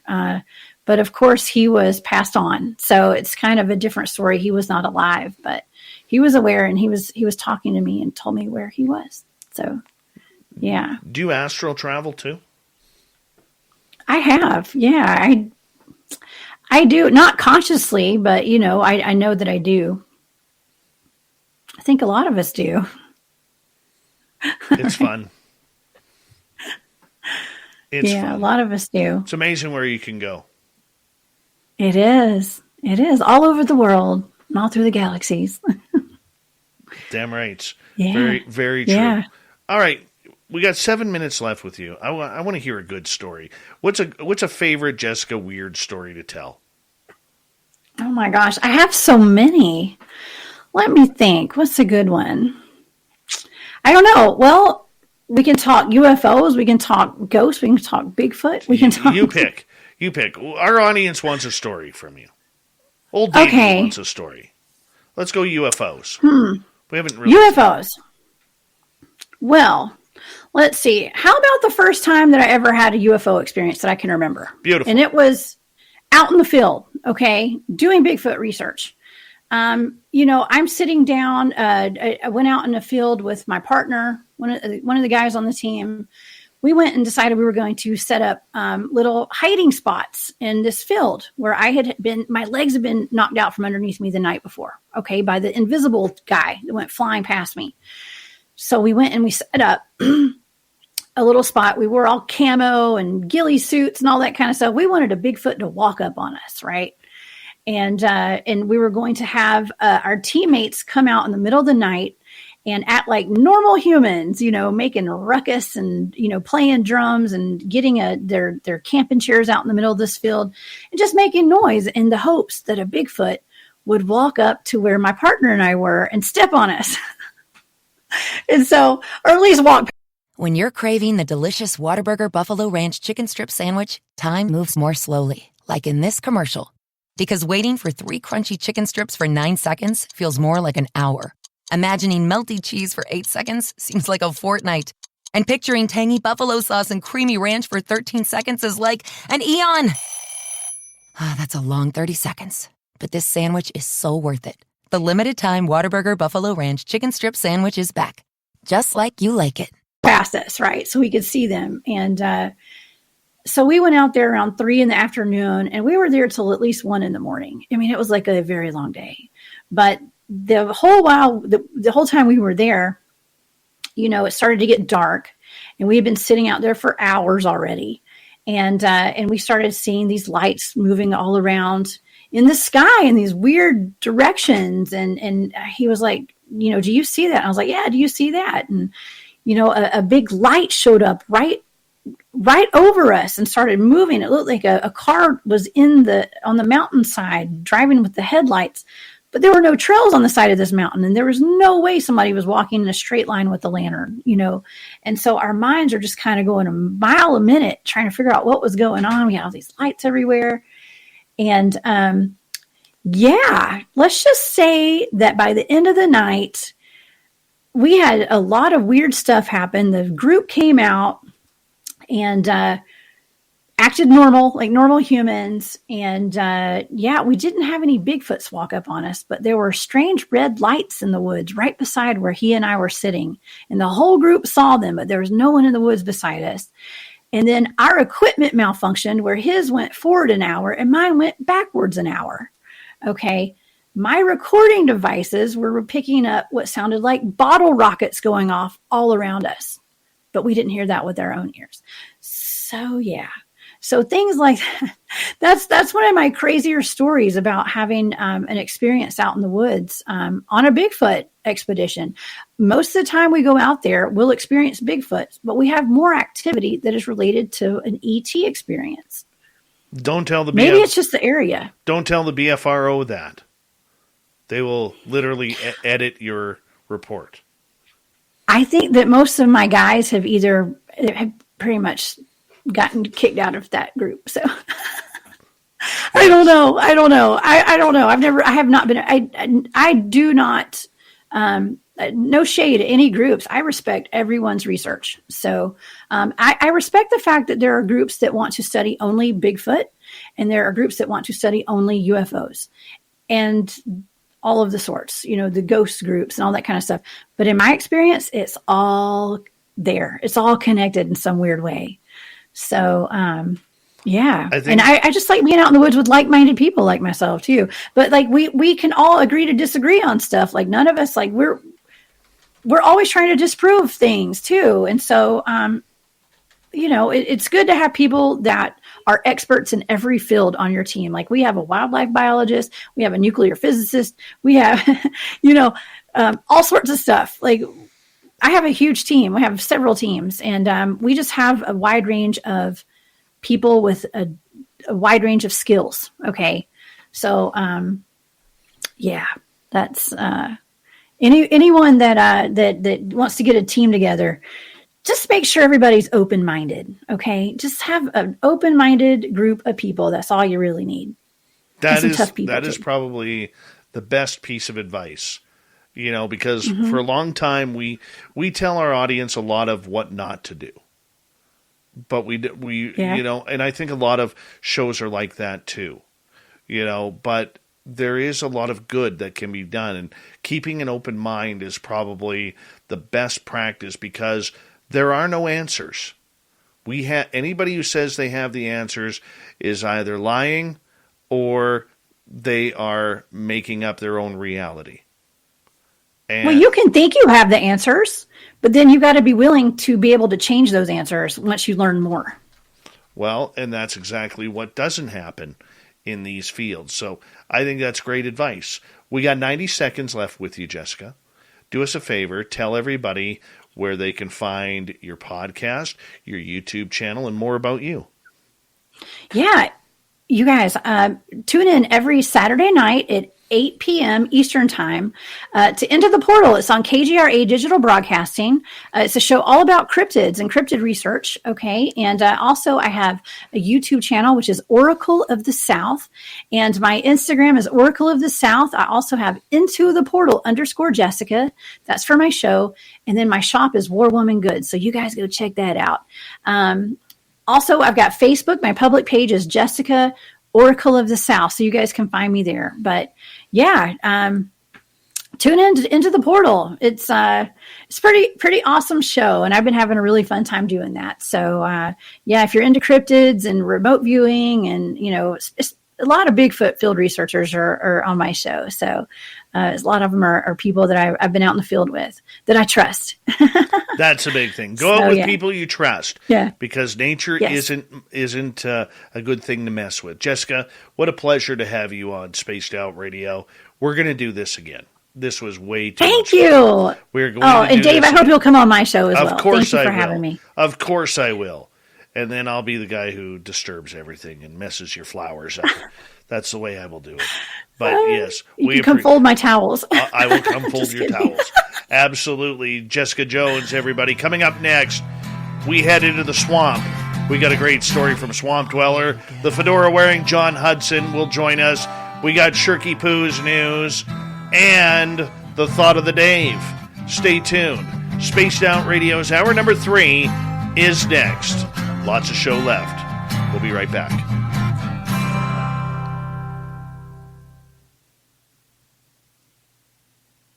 You're fantastic. You really are. Thank you. You really are. Man, I had a blast. That was fun. I did see the golden. Okay. I did see the golden orb though. You did? Mm-hmm. Nice. Very nice. Yeah. Yeah. Well, we'll have to chat some more. We've got a lot in common here. Oh yeah, I'm a weirdo. I just keep a lot of it quiet. Yeah. Yeah. Well, I used to keep it all quiet until I don't know what happened. I don't know how this happened. It's all good. No. I have. I'll tell you a quick story here before I got to let you go. I remember one time I was doing the show, and this was, I think, January 2020 or January 2021, and I kept hearing this lady's voice, or I kept seeing this orb go through my flag. I thought there was somebody with a flashlight on the other side of the window. And I actually, during one of the breaks, went out and checked it out. There was nothing there. No one there. And I kept hearing this lady's voice. You can't see me. You can't see me. And so I had this friend of mine who is an astral traveler. I said, something's outside my house, or someone's outside my house. Can you come in and check it out? And she does, and she types me back on Facebook Messenger. Remember, I'm hosting the show at this point. And she goes, this lady kept telling me, you can't see me. You can't see me. We saw her. I'm really glad I can't see you. Yeah. I wish I couldn't hear you. Oh, yeah. Just kidding. That was kind of cool. It's kind of cool. I was, That's awesome. Yeah. I was on the phone with Dr. Bob McGuire one time. Science Bob, we call him around here. And I actually picked up on a remote viewer viewing in on us. Yeah, you got to be careful. There are times where we'll be doing training and stuff, and I feel like there's people trying to remote view us while we're training in remote viewing. So, oh, yeah. Yeah.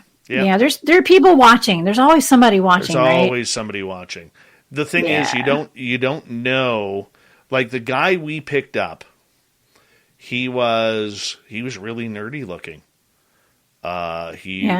Your typical like guy with bigger glasses. He had a bald head with hair around the sides, no facial hair, wearing just like very plain type dress clothes, like a white golf shirt with like khaki pants. Oh yeah, we picked him right up. And it's funny because when you pick up a remote viewer, a lot of times they will leave just like that because they know you got them. They know you busted. Yeah, it's kind of cool. It hasn't happened in a while, but it's pretty cool when it does. I love it. Wow.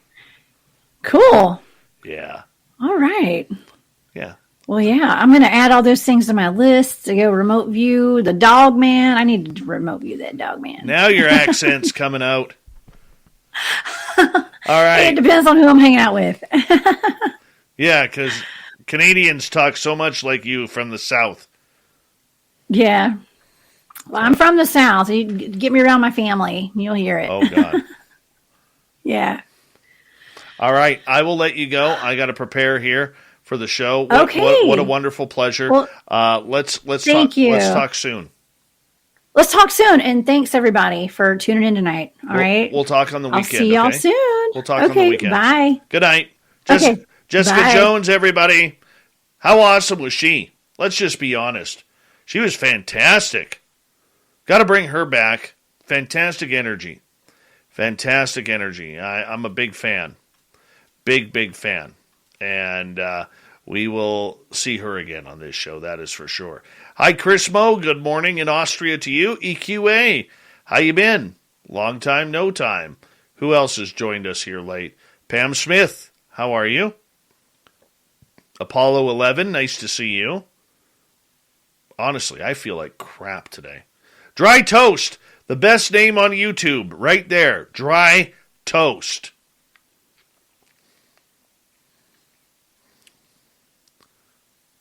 Yeah, I do. I feel like crud. I hate that word, crud. Why did I even use that? Terrible word. Terrible word. We've got Like a minute. 1 minute.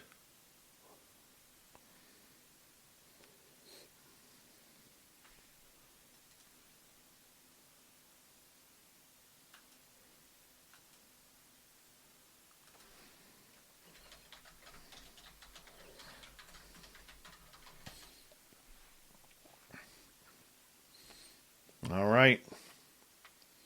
I'm excited. Daniel Russo, what's happening?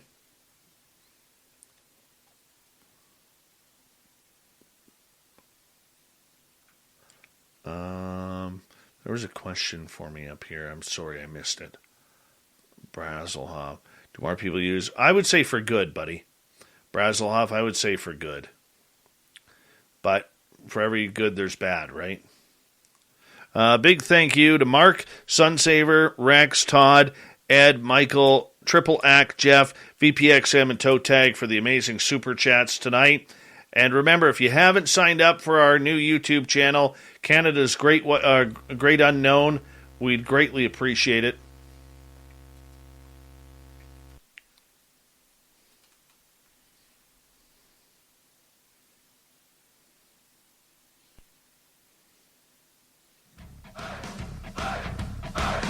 Would you like to connect with us? Head to spacedoutradio.com for all your latest show info. Now, back to Dave Scott and SOR. Third and final hour of Spaced Out Radio is now underway. My name is Dave Scott. Thank you so much for taking the time to join us. We really do appreciate earning your listening ears wherever you are on this beautiful planet we call Earth. Hello to everyone listening in on our terrestrial affiliates around North America, digitally on TalkStream Live, Revolution Radio, and KPNL. All of our archives are free. Join us at youtube.com/Spaced Out Radio. Just do old Davey the favor, hit that subscribe button. The Desert Clam has set the password for tonight in the SOR Space Travelers Club, Neofron. Neofron is your password. Use it wisely, space travelers, as a clam sets the password each and every night right here on Spaced Out Radio. Our website is spacedoutradio.com. We have a plethora of features for you. Rock out to Bumblefoot. Read Shirky Poo's Newswire. Check out our swag as well. Follow us on Twitter at Spaced Out Radio, Instagram at Spaced Out Radio Show, and now on TikTok at Spaced Out Radio. It is that time once again where we head into the swamp. Our resident storyteller, Swamp Dweller, tells us another spooky story. Hi, Spaced Out Radio listeners. This is Swamp Dweller. It's time for your nightly dose of spookiness on the show. If you have an interesting encounter or a spooky story that you would like to share, be sure to submit them in at swampdweller.net. You can also find our YouTube channel at youtube.com/swampdwellerreads. Now, let's chill out, relax, and together, let's enter the swamp. My uncle was a Navy corpsman with the U.S. Marine Corps.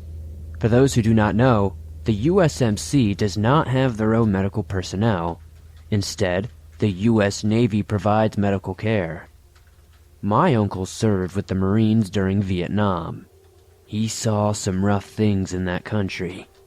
But this occurred after he was transferred to Okinawa. His job there was working with the explosive ordnance disposal teams, and much of Okinawa in the late 1960s was still littered with unexploded ordnance left over from the Second World War. The fighting in Okinawa between the U.S. military and the Japanese Empire was brutal and protracted. They were still discovering old bunkers fairly frequently, and it was their job to collect all the old shells and such for safe disposal. This usually involved filling a pit with the old bombs, shells, and landmines and doing a controlled detonation. Well, after several months of this duty, a new kid fresh out of 29 Palms joined the unit. Though my uncle was at the ripe old age of 25, he was the doc or the old man of the group. This 19-year-old was a prototypical FNG, standing for effing new guy. And he was hazed a bit by the squad. Nothing too serious, mind you, but even at play, Marines can be a bit rough. The new guy was always in and out of my uncle's sick bay, getting a Band-Aid for this or that, mostly small scrapes and things. He began confiding in my uncle, telling him that he did not think he was fitting in well with his squad mates and was worried he was going to screw up. He was not the brightest kid, but he meant well. But how this kid ended up on EOD duty was a complete mystery. A few weeks later, the squad is called out to the countryside to look over another abandoned Japanese bunker that had been discovered recently. They were picking over the area, and a kid found a box in the brush. He called it to the sergeant's attention, who was standing nearby chatting with my uncle. The sergeant turned to tell him to mark it, but back away. Instead, the young Marine reached for it, and there was an explosion. Once the sergeant and my uncle picked themselves up off the ground, they ran over to where the Marine had been standing. Whether the box had been booby-trapped or was just full of unstable explosives, they never determined. The kid was just gone. Bloody rags and meat everywhere.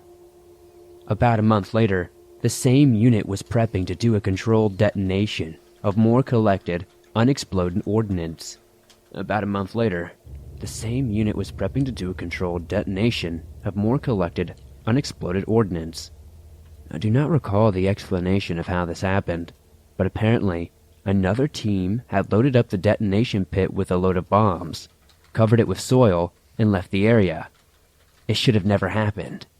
None of the warning signs were posted stating that this pit was loaded. As the team's vehicles approached the area, my uncle sees a Marine at the edge of the woods nearby waving them down and yelling for a corpsman. The truck stops, and my uncle grabs his bag and runs off after the figure. Once he got to the tree line, he loses sight of the Marine and calls out to him. Instead of continuing to hear the calls for a corpsman, he hears very distinctly the voice of the young Marine who died in the explosion from right behind him. "Sorry about that, Doc. Couldn't let you guys go any further." He whirls around, but nobody is there. A moment later, a massive explosion erupts from the detonation pit as the previous team sets off their charges. If their small convoy had continued, they would have been right at the edge of the pit when they went off. There was much storm and fury as multiple safety regs had been violated, and it led to a slew of new procedures to ensure that it would never happen again. As I said, my uncle saw some rough things during his time of service, but he said the only thing that gave him chills after all of that was the voice of a young Marine who had saved his unit from beyond the grave. Oh, wow. Wow. We love the Swamp Dweller around here. Make sure you go over to his YouTube channel, Swamp Dweller Reads, and make a hearty push on that subscribe button. He deserves it. Fantastic. Absolutely fantastic. It is that time once again, ladies and gentlemen, where we bring in the fedora-wearing John Hudson for the unbiased UFO report.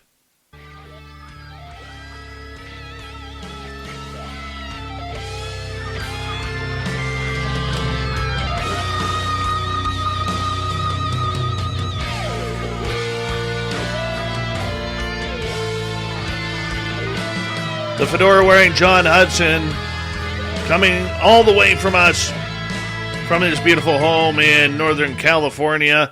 John, how are you, my friend? I'm doing real well, Dave. I'm sorry to hear that you're not feeling well, my friend. Oh, I'm going to get you to bring your mic up just a little bit if you don't mind. Oh, yep. Let's see. Is that better? A little bit. I mean, you might want to... Hold on. Let's see. Hold on. Let's make sure this is turned...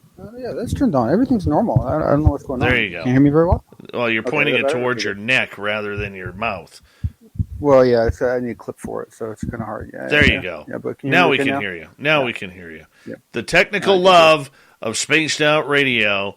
All right, John, you know what?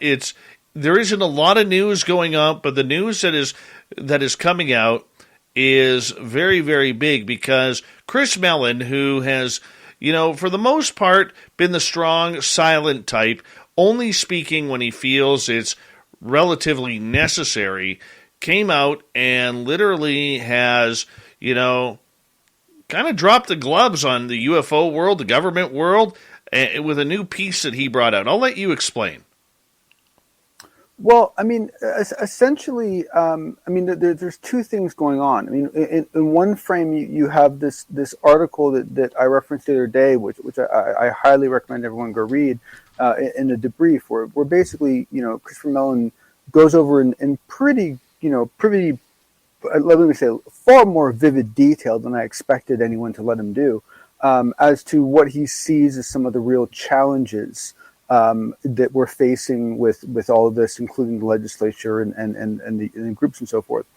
But then we could tell you exactly why Bombas socks, t-shirts, and underwear are so comfortable. We could talk about our soft fabrics, or how we donate one item for every item you buy. But we think our customers said it best. So we hired some professional voice actors to read real customer reviews. Bum diggities on my piggies. It's like being hugged by an angel. I borrowed a pair from my son and didn't want to give them back. Give an item when you buy an item and get 20% off your first purchase at bombas.com/comfy. That's BOMBAS.com/comfy. You coming to bed, hon? Yep, honey, I'll be right there. Just gotta turn out the light. Ow! Ow! Ow! Ah! Go! Some things never change. Like your kids always leaving tiny toys on the floor for you to step on. And Geico saving folks lots of money on their car insurance. Sweetie, I think I left the downstairs light on. Please don't make me go. 15 minutes could save you 15% or more. The second thing that's come up, which is essentially something that came to us from the Twitter sphere, which is always a lovely place to get breaking news, and that is a specific quote he stated, which I'm going to read. It says, "To clarify, I do think the ET hypothesis best explains the facts for some of these incidents. But that is not proof. And I agree there could be more conventional explanations, or could be a more conventional explanation. Regardless, our failure to identify these incidents is unacceptable and imperils our national security." So, I mean, he's still being the politician and giving himself an out. But for anyone of his stature to be going out and putting in writing that he stands behind the ET hypothesis for any portion of the unacknowledged or undocumented incursions, that's, well, let me tell you, from the reaction that he got on Twitter, everyone was pretty taken back by his statement. For him to come out and talk about this, it reminds me, John, last week we talked about Jim Semivan, the former spy and spook, literally coming out and talking about his alleged alien abduction with his wife. And I asked you point blank, is this the start of phase 3? Okay?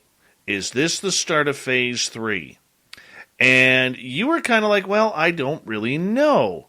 But then Chris Mellon drops this extraterrestrial bomb again. And look, we may be reading into this a little bit too far. There is a possibility, but I don't think we are, John. I think we have seen the start of phase 3. And I think that we're going to start seeing more and more ET talk come up through 2022 and beyond.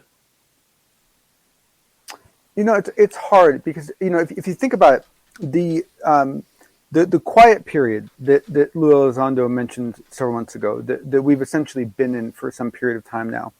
We have been in it for some period of time now. Considering the rate in which things move in this world, the amount of time that we've been in this quiet period is kind of started to exceed the limitations of what's reasonable. And so because of that, it would be logical to assume that you would start to see actions start to take place as a result of the back-end work that was done during that quiet time. So as a result of that, what we're seeing right now is actually terribly logical, completely independent as to whether there are any phases defined. Okay? However, I agree with you that if the phases were defined that way, then this falls within the definition of those phases and does support that hypothesis. Okay, is it more than hypothesis, though? Because, look, the one thing that Lou Elizondo has always taught us is we, as the public, when we hear Lou Elizondo or Chris Mellon speak regarding this topic, we have to be able to read between the lines and take what they are saying between the lines and glue it together for our own knowledge. As Lou has stated, there are a lot of Easter eggs that he has given out that not a lot of people have picked up on. And it's been fun but frustrating for him. So for you, looking into this, I mean, and reading that article that Mellon put out there, do you think they are trying to push the synopsis that, look, people, we got to start getting the extraterrestrials into this conversation because we already know it's not Russia. We already know it's not China. We already know it's not our own technology, but we got to figure out where it's coming from. Yeah, no, absolutely. And this will actually dovetail into the next article I want to cover, because this does kind of tie into Havana syndrome in a way. But I mean, the thing is that it's so hard to know. For example, if you look at the way the phases were defined, right? That wasn't rocket science, okay? That's actually how most people would lay it out, right? So what that means is that, do we have a bunch of players that are loosely organized, right? Maybe they're on a shared mail list and they coordinate to a degree, but it's very much like a pack of cats that hurt each other in different directions depending on who's feeling the most passionate about things, right? And because of their awareness of the phases, they take it on their own to then reach out and do things that they think will support those phases. Because I've personally been in that situation before, where I've been the one that's been able to help support something that I didn't normally have any involvement in, right? Or is it a very meticulous? There's a leader of the group, and he's got he or she has a gavel hammer, and they all decide what they're going to push that one week. That's what some people imply, and that's what I'm more skeptical about. But I completely agree that depending on how whatever cause you think you can say to it, what we're seeing now is a shift of the conversation to the biological. Absolutely. And that's a really good thing. That is a good thing, but it's also been a very, very sticky road for this, because when the To the Stars Academy came out, John, they were anti-alien, they were anti-UFO, we got into the UAP subject. But they weren't anti-alien. They liked the scary ones. Yes, they were. But they loved the scary ones. They wanted to make movies about the scary. It was kind of like a love-hate relationship, They were not ready for that conversation. They were not ready. They did not want the public to put together aliens and UFOs. They weren't ready for that. They had to get the subject out there. Now, I know you're TTSA fanboy and still have boxer shorts that have the TTSA logo on it. I get that. I can appreciate that, But this is truth. That's the truth that I've been told. Well, no. But here's the thing: is that you can say whatever you want about my opinions about TTSA, and you'd probably be very entertained by my real opinion. But the thing is what I don't. Let me put it this way: if that's what TTSA was trying to do, they sucked at it. Of course, because they didn't do a good job of it at all. Because to me, they were not shying away from the alien conversation at all. What they were doing is they were trying to paint the aliens as monsters. What they were trying to do was spread fear. What they were doing is spreading stories about aliens that were scary. So they wanted to talk about aliens. They just wanted to talk about them in a very negative light. That wasn't the TTSA, though. That was Tom DeLonge. Tom DeLonge had been... Who's the CEO of TTSA? Interim CEO. He's still the CEO. I mean, that's the public spokesman of a public company. That's because right? nobody wants to run a worthless company. All I'm saying is that all you can do is I mean, look, if the CEO is saying something, you can either, I mean, that's the position of the company to a degree, right? I mean, it's like, I mean, I agree that there was no interest to talk about. I agree that there was absolutely no interest to talk about experiencers. That I completely absolutely agree with. Absolutely. Yeah. And look, the person I got this information from was very close to the inside. Okay, and. Once again, I hate saying I can't say who, but I can't say who. No. And I don't doubt that it was internal policy. I'm just saying that as an outsider watching it happen, I never got the sense they were anti-alien. I got the sense that they wanted to talk about aliens. They just wanted to talk about them in a negative light. I did get the sense they were anti-experiencers, but I never got the experience. I mean, the first movie they're coming out with is Monsters in California, right? They want to sell fear.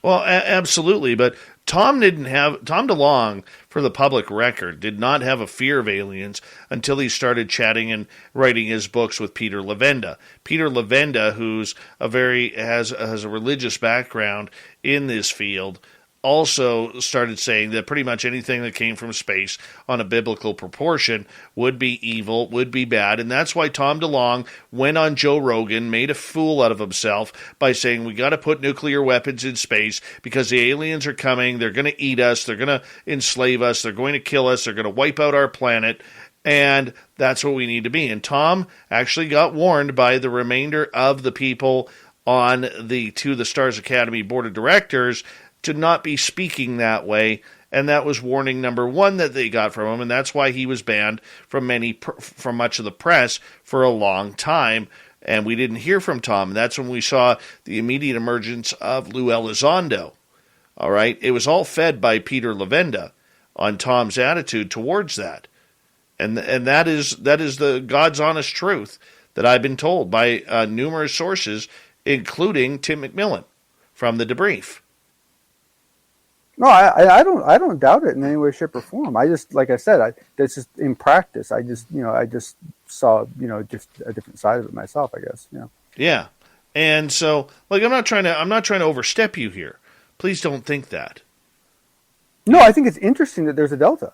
I mean, because once again, that shows the lack of professionalism and capabilities of the organization, right? I mean, it's like, if you,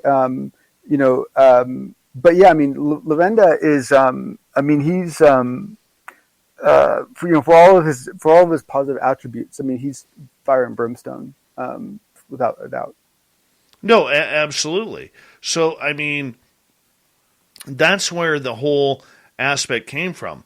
And they really were out to separate UFOs from extraterrestrials, and especially, like you said, which I 100% agree with you, the experiencers.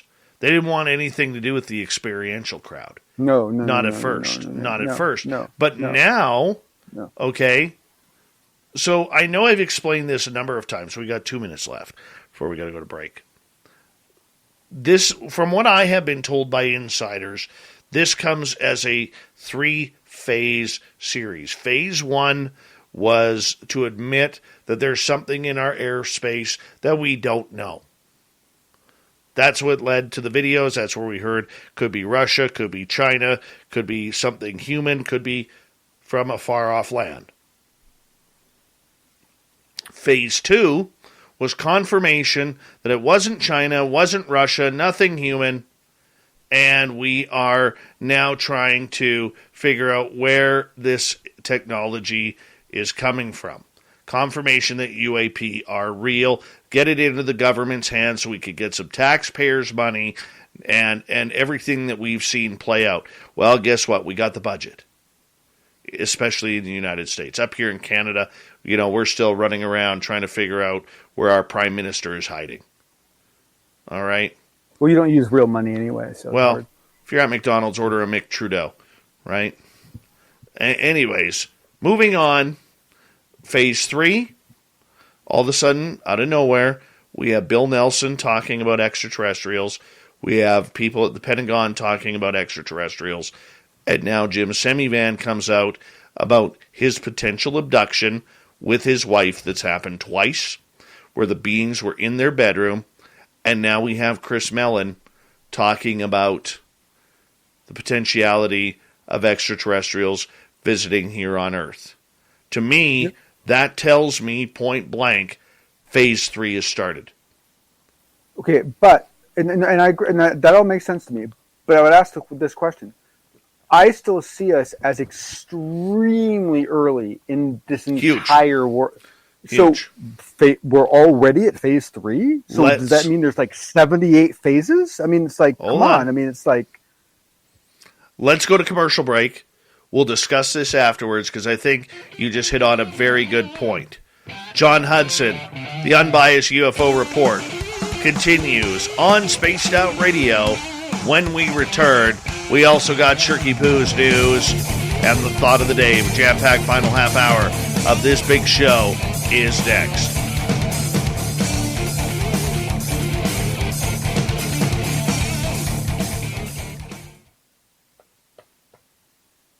No talking about this until we get back on the air, because this is going to be good stuff.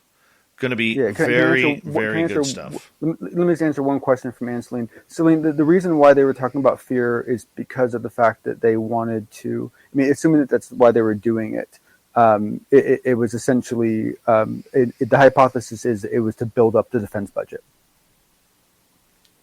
That would be the whole reason for fear, is to build the defense budget.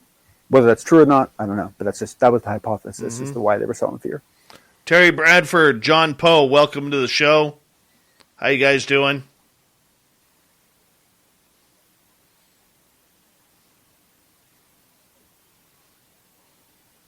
I'm surprised you're wearing a red shirt today, John. Not going to lie, it's thrown me off a little bit. Yeah, I was feeling a little, sacrificial. I figured, nice. Go down for the team. The red shirts. Always the one that gets it. So good for you. Very proud. Yeah, it was actually funny. A while ago, I put this shirt on, and my daughter was like 4 or something like that. She wanted me to take it off because it didn't look like me, because she was used to all these dark colors. It's the same thing. Like at one point, she got really upset because in Scooby Doo they changed the color of Shaggy's shirt. No. Yeah, for like this one little series they did, his shirt's red, and it really bothered her. It was funny, cute. Shaggy, the burnout we never knew.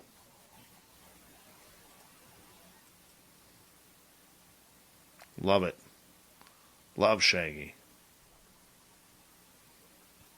I love the passion that which Matthew Lillard has taken on that role, and how he will voice that anywhere and everywhere, no matter who asks him to do it. I love it.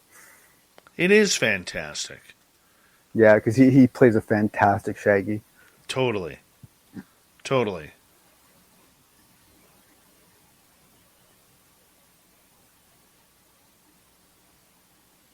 Like, you can pick apart a lot of the rest of those movies, but like Matthew Lillard was fantastic. By the way, I want to thank our audience who's checked out Canada's Great Unknown so far. And it's been a lot of fun putting that together. We're at 252 subscribers. And it doesn't sound like a lot, but hey, it's only been up a week. And it's wonderful. It really is. Yes, D. Ocean Swagger. Mick Trudeau is a chicken burger at McDonald's. It's the Mick Chicken Burger. That's the truth. Say hi, Maui. Say hi, Maui. Hi, Maui. Look at him all tucked into you there. That's awesome. That's awesome. Kind of lost my train of thought there. Oh, if you haven't heard yet, Lynn Wallington on February 26th is going to be doing a 6-hour show, Women in Ufology. All right, some of the names she has there, Nicole Sackich will be co-hosting with her, Melinda Leslie, Alex Dietrich, Cheryl Costa. I got to get a list here. Hold on. It's an impressive impressive list here. Where did I put it here? I got it somewhere. Lorian Fenton will be there. Chrissy Newton, Christina Gomez, Jess Rogie. Wow. Oh, yeah. 6 hours of women in ufology and the brains that they are bringing to their research to all of you. It'll start at 3 p.m. Pacific or 2 p.m. Pacific and run right through the afternoon until about 8 p.m. Pacific. It's going to be amazing. Absolutely amazing. The lineups are full. Lynn's got the list. And you're going to want to check it out. I cannot wait. Cannot wait for that to come on out. Samantha Moab will be there. This, yeah, but I hope that there's a small portion of that that's as ugly and honest as it needs to be. Oh, it's going to be. It's going to be fantastic. It's going to be fantastic. Because I have to be honest. If I had a friend who was the female type who wanted to get into this community, I would have a hard time encouraging her to do so. Oh, yeah. Lynn's got it all covered, man. That's awesome. This all came together. I'll explain it after the show. Here we go. Yeah. That's awesome.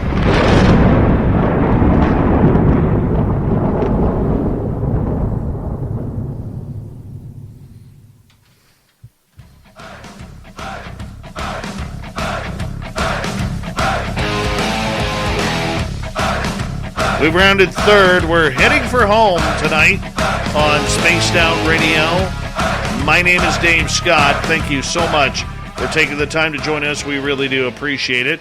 If you've missed most of this show or others, check out our free archives at youtube.com/Spaced Out Radio. Do old Davey the favor, hit that subscribe button. Our website is spacedoutradio.com. We have a plethora of features for you. Rock out to Bumblefoot, read Shirky Poo's Newswire, check out our swag as well. Follow us on Twitter at Spaced Out Radio, Instagram at Spaced Out Radio Show, and on TikTok at Spaced Out Radio. I'm going to quickly mention something here for our radio audience as well. Now, on February 26th, Lynn Wallington, our weekend host, Spaced Out weekend host, is going to be holding a one-day, 6-hour panel of women in ufology. Some of the greatest minds in women in ufology are coming together for this one day of straight UFO talk, from experiencers to science to everything in between. The statistics, it is going to be great. And you know what? You can find it on our website. We're going to have it up there very soon. And we're going to make sure that we get it all out there. It's only going to be on our YouTube channel.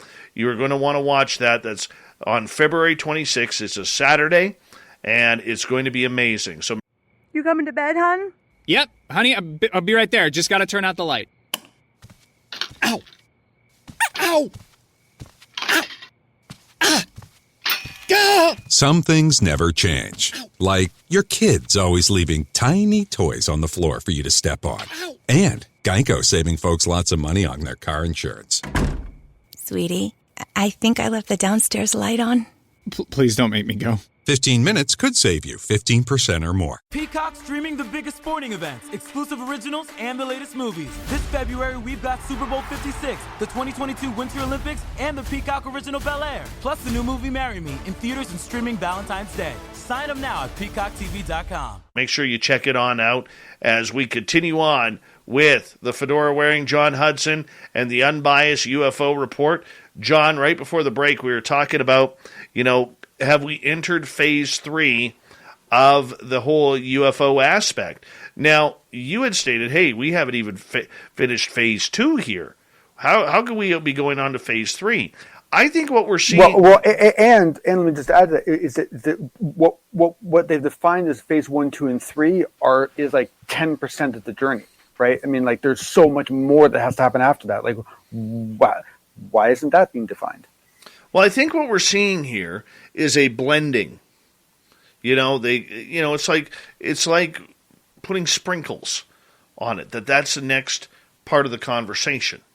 That's what I think is happening. Look, we have to find out and get through a number of reports here first. Okay, let's see how clean those reports are. The next report that's due is near the end of June, I believe. And that's what we need to be able to see. Yeah. So I think I'm just losing patience. I want to be discussing tourism visas, and I want to be discussing amnesty rights, and I want to be discussing intergalactic marriage laws and religious rights and so forth. I mean, it's like that's the point I want to get to. Like this stuff's just like peanuts. Very frustrating. By the way, did you happen to see the photo of scientist Gary Nolan with Katy Perry? No, I didn't. I got to find that. There is a photo with scientist Gary Nolan with Katy Perry. That's hilarious. I had no idea. And a lot of people will just look at that as, okay, they were there. I have been told that there was a meeting, okay, between some people involved in the UFO community and some big-name scientists and some very elite business and Hollywood types that got together a couple of months ago to have a very long evening of discussing the reality of this subject. I am beyond pleased to hear this, and I was kind of hoping that what's her name? Who's the one woman who's been out in front in the music industry about UFOs? Has a TV show. Anyway, we've talked about her.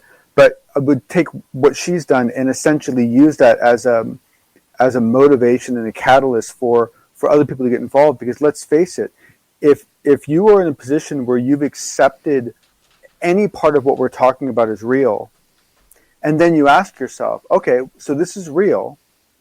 How do we educate the Americans between the ages of 8 and 12 about this? This is how you do it. You go to the music industry, right? That would be the way to do it. So I think this is brilliant. I think as long as it's done very, very carefully and very transparently, I think it's awesome. Because let's face it, as we've talked about time and time again, music artists are not just as likely as anyone else to have an interest in this world. They are actually more likely to have an interest in this world. Well, this goes way beyond Demi Lovato. Thank you. Okay, it goes way beyond Demi Lovato. Yeah. Oh, no, but I don't guess, call them aliens. All I was saying was I was hoping that she would be a catalyst to show that to wake up everyone else in the industry to say, wait a second, we could be doing a lot more than she's doing, and we could be doing it more honestly and doing a lot of good, and let's get together and see what we can pull off. That's awesome. I mean, it's nice to hear there's some adults in the room. Well, this meeting that I was told about, and to be honest with you, the person who told me about it, at first I didn't believe them. Okay, It sounded a little bit too odd, if I were to say that. And when I knew she was there, Katy Perry, that is. I was also told there were a number of billionaires there and some very other high, wealthy, and prominent people, because when it does explode, there is going to be a lot of people who are going to all of a sudden be on board with this subject. And that is the... Ooh, are we going to do like another We the World video? No, it's not going to be. It's not going to be like that or anything like that. But what I look, this person who told me this didn't tell me much detail. All I was told was that there was a high-profile meeting, and there were certain scientists there from the UFO world, and I didn't even know. I didn't just hear me out for a second. I didn't even know which scientists were there until I saw the photo between Gary Nolan and Katy Perry. Yeah. Well, I agree with you. That's a logical connection. But what I was going to say is that you have to assume that once this becomes general conversation, that a significant portion of the entertainment industry is going to come out and tell their own stories because it's all coming out and because they want to be included. And so having anyone come in and try to orchestrate or steer that in any constructive way is perfectly logical because it's probably going to happen naturally anyway. You would think so. Right? Let's say, honestly, it's going to happen everywhere. Every industry is going to go through this. Suddenly you're going to have a bunch of truckers. Suddenly you're going to have a bunch of this group and this group and this group and this group. And it's going to spread like wildfire. You would hope. For people who don't know, Gary Nolan and Jacques Vallée are highly, highly involved in scientific study at Stanford University regarding this phenomena, and it is something that they are pushing together. They are pushing it very, very hard, and I will show you and I should add that I finally found out how that relationship began, and it was because of the work that Gary Nolan did on that little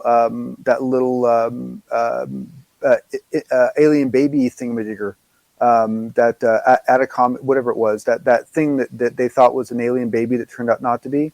So the DNA work that Gary Nolan did on that is what resulted in him and Jacques having a lunch in Palo Alto. And then that lunch went so well that resulted in them now working together. All I'm saying is I am very jealous that Dr. Gary Nolan has his picture with Katy Perry.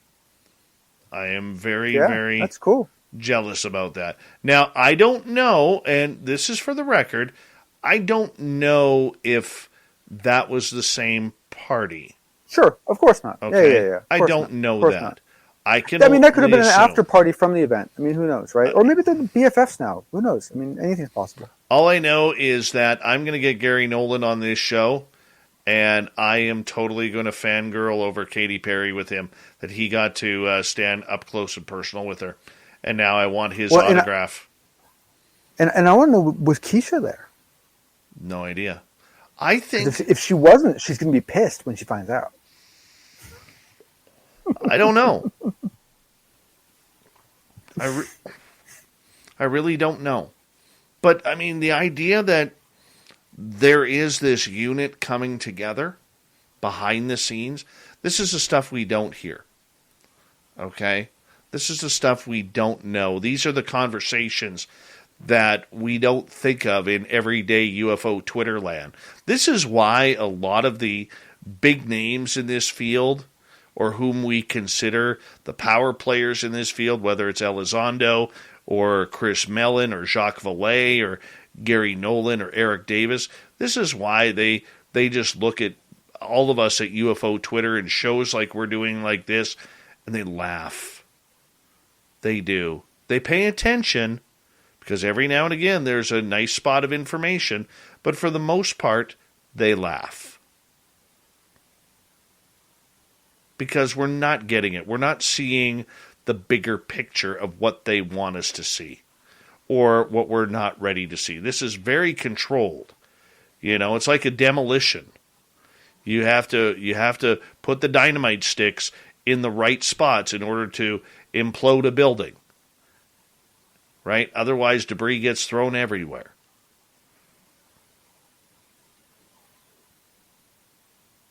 That's where you may want to talk, John. We're on the radio. No, I'm struggling. I don't know if I agree on how orchestrated it is. I've gotten pretty high up in the world, and I find that things don't really work out that way. But it's an interesting hypothesis on your part. Could be. Yeah. I really don't know. It's my assumption. right? Yeah.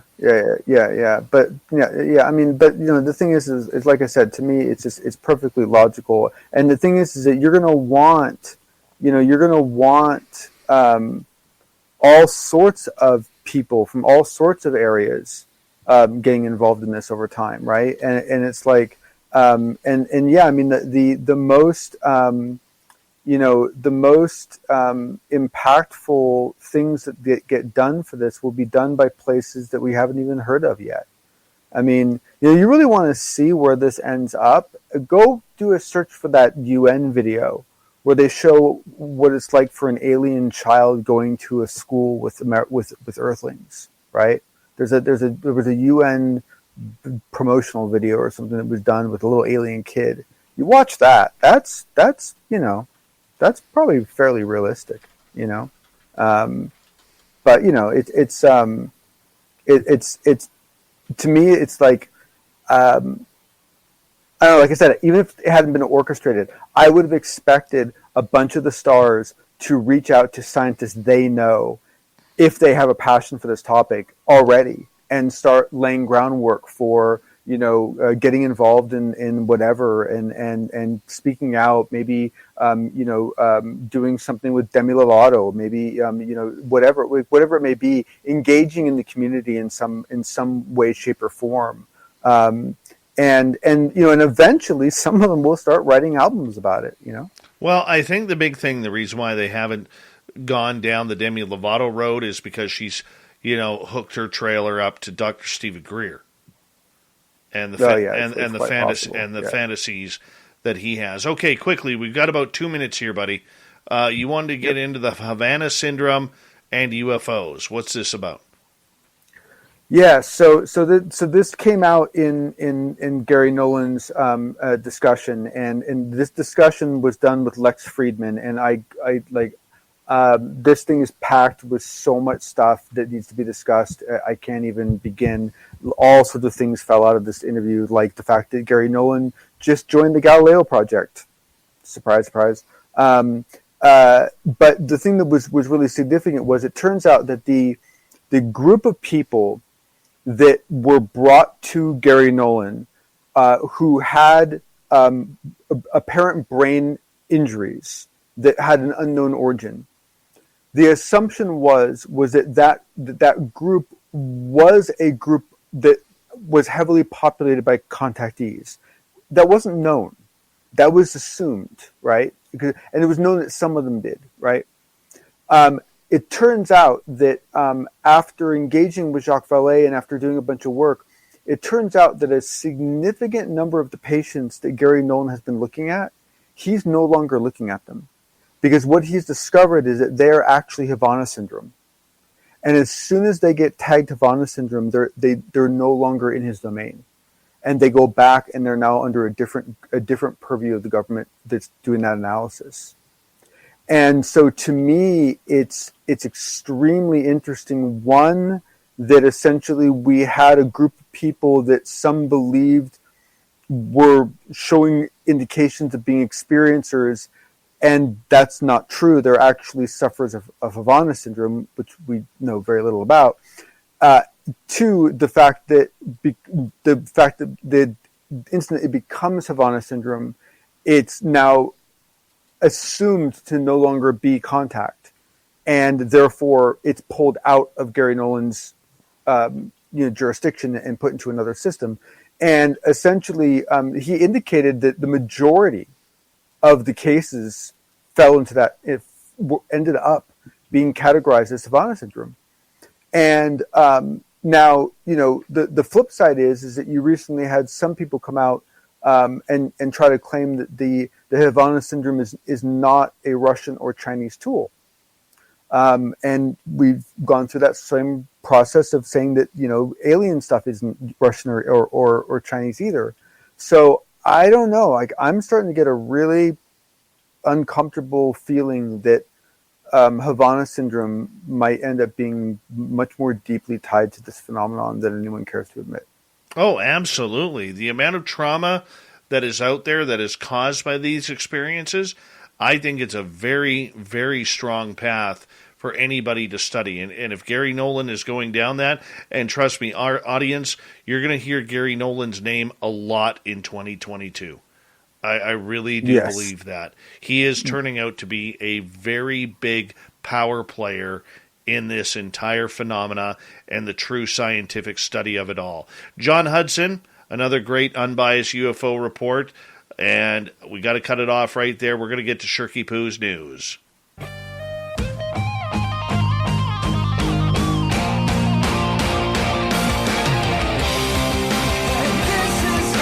All right, let's get right to it.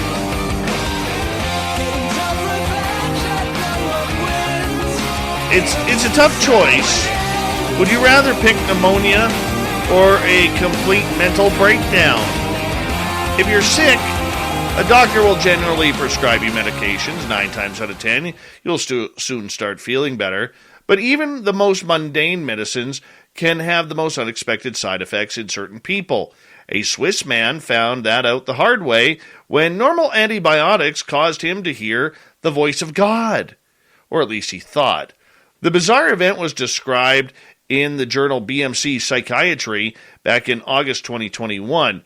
The anonymous patient, a 50-year-old man, had managed to catch a nasty case of bacterial pneumonia. If you're lucky enough to have had pneumonia, you know it's not a nice disease. This lung inflammation causes often painful coughing, breathing difficulties, and fever, amongst others. Try capsicum if you have it.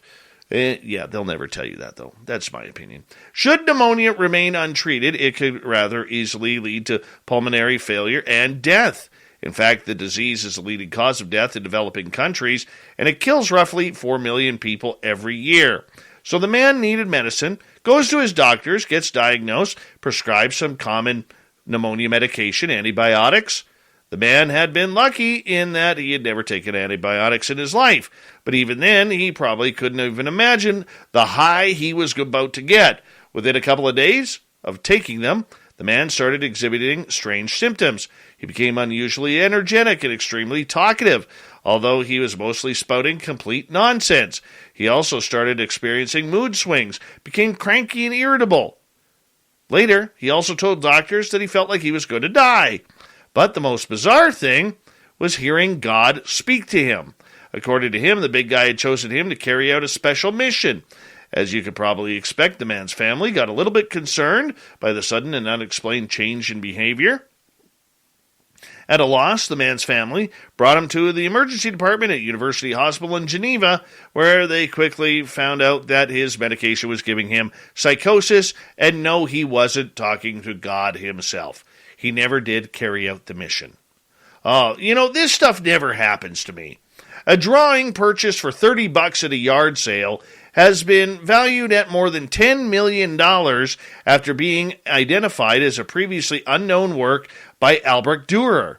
The London-based Agnews Gallery in Clifford Schorer, a Boston-based art collector and consultant for the gallery, was in a Massachusetts bookstore in 2019 when the owner asked him to take a look at a drawing purchased by a friend. Yeah, he looked at it. Friend paid $30. Now he's going to be a millionaire when it goes to auction. And that's about it for today, as we'll thank Shirky Poo for a wonderful, wonderful set of news. And we'll bring it all back again tomorrow. Big thank you to the fedora-wearing John Hudson for another inspiring edition of the Unbiased UFO Report. We also say a big thank you to Mr. Swamp Dweller for another amazing story on our Swamp Dweller Spooky Tales that kicks off hour number 3 of this show each and every night, along with our great guest, Jessica Jones, who came on in, talked some remote viewing, talk some Sasquatch, talk some ghosts, and the elusive UFOs. Yeah, she'll be back. I promise you that. We got Mr. Ron Bumblefoot Thal rocking us in the background with Little Brother Is Watching. Bumblefoot is the official music of Spaced Out Radio, rocking us in and out of every single show. Get your horns up for the guitar god himself. Special thanks to everybody listening in at home, at work, in your cars, wherever you may be. Thank you to everyone listening in on YouTube, Twitch, LGAB, Revolution Radio, Spreaker, Facebook, Space Travelers Club, and on Twitter at Spaced Out Radio.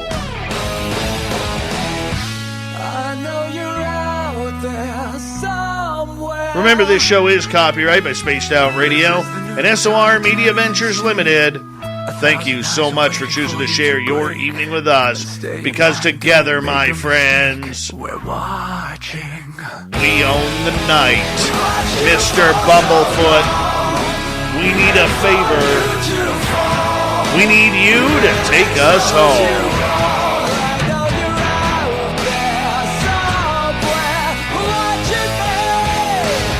Yes, the Woo Train has docked for the night, but soon, my friends, we shall ride again.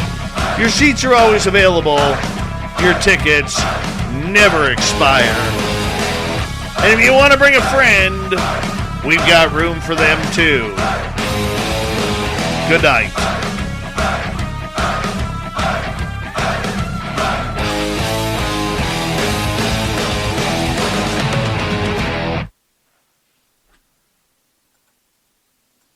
Family. It looks a little different for everyone. For some, it's mom and dad. For others, roommates who feel like family.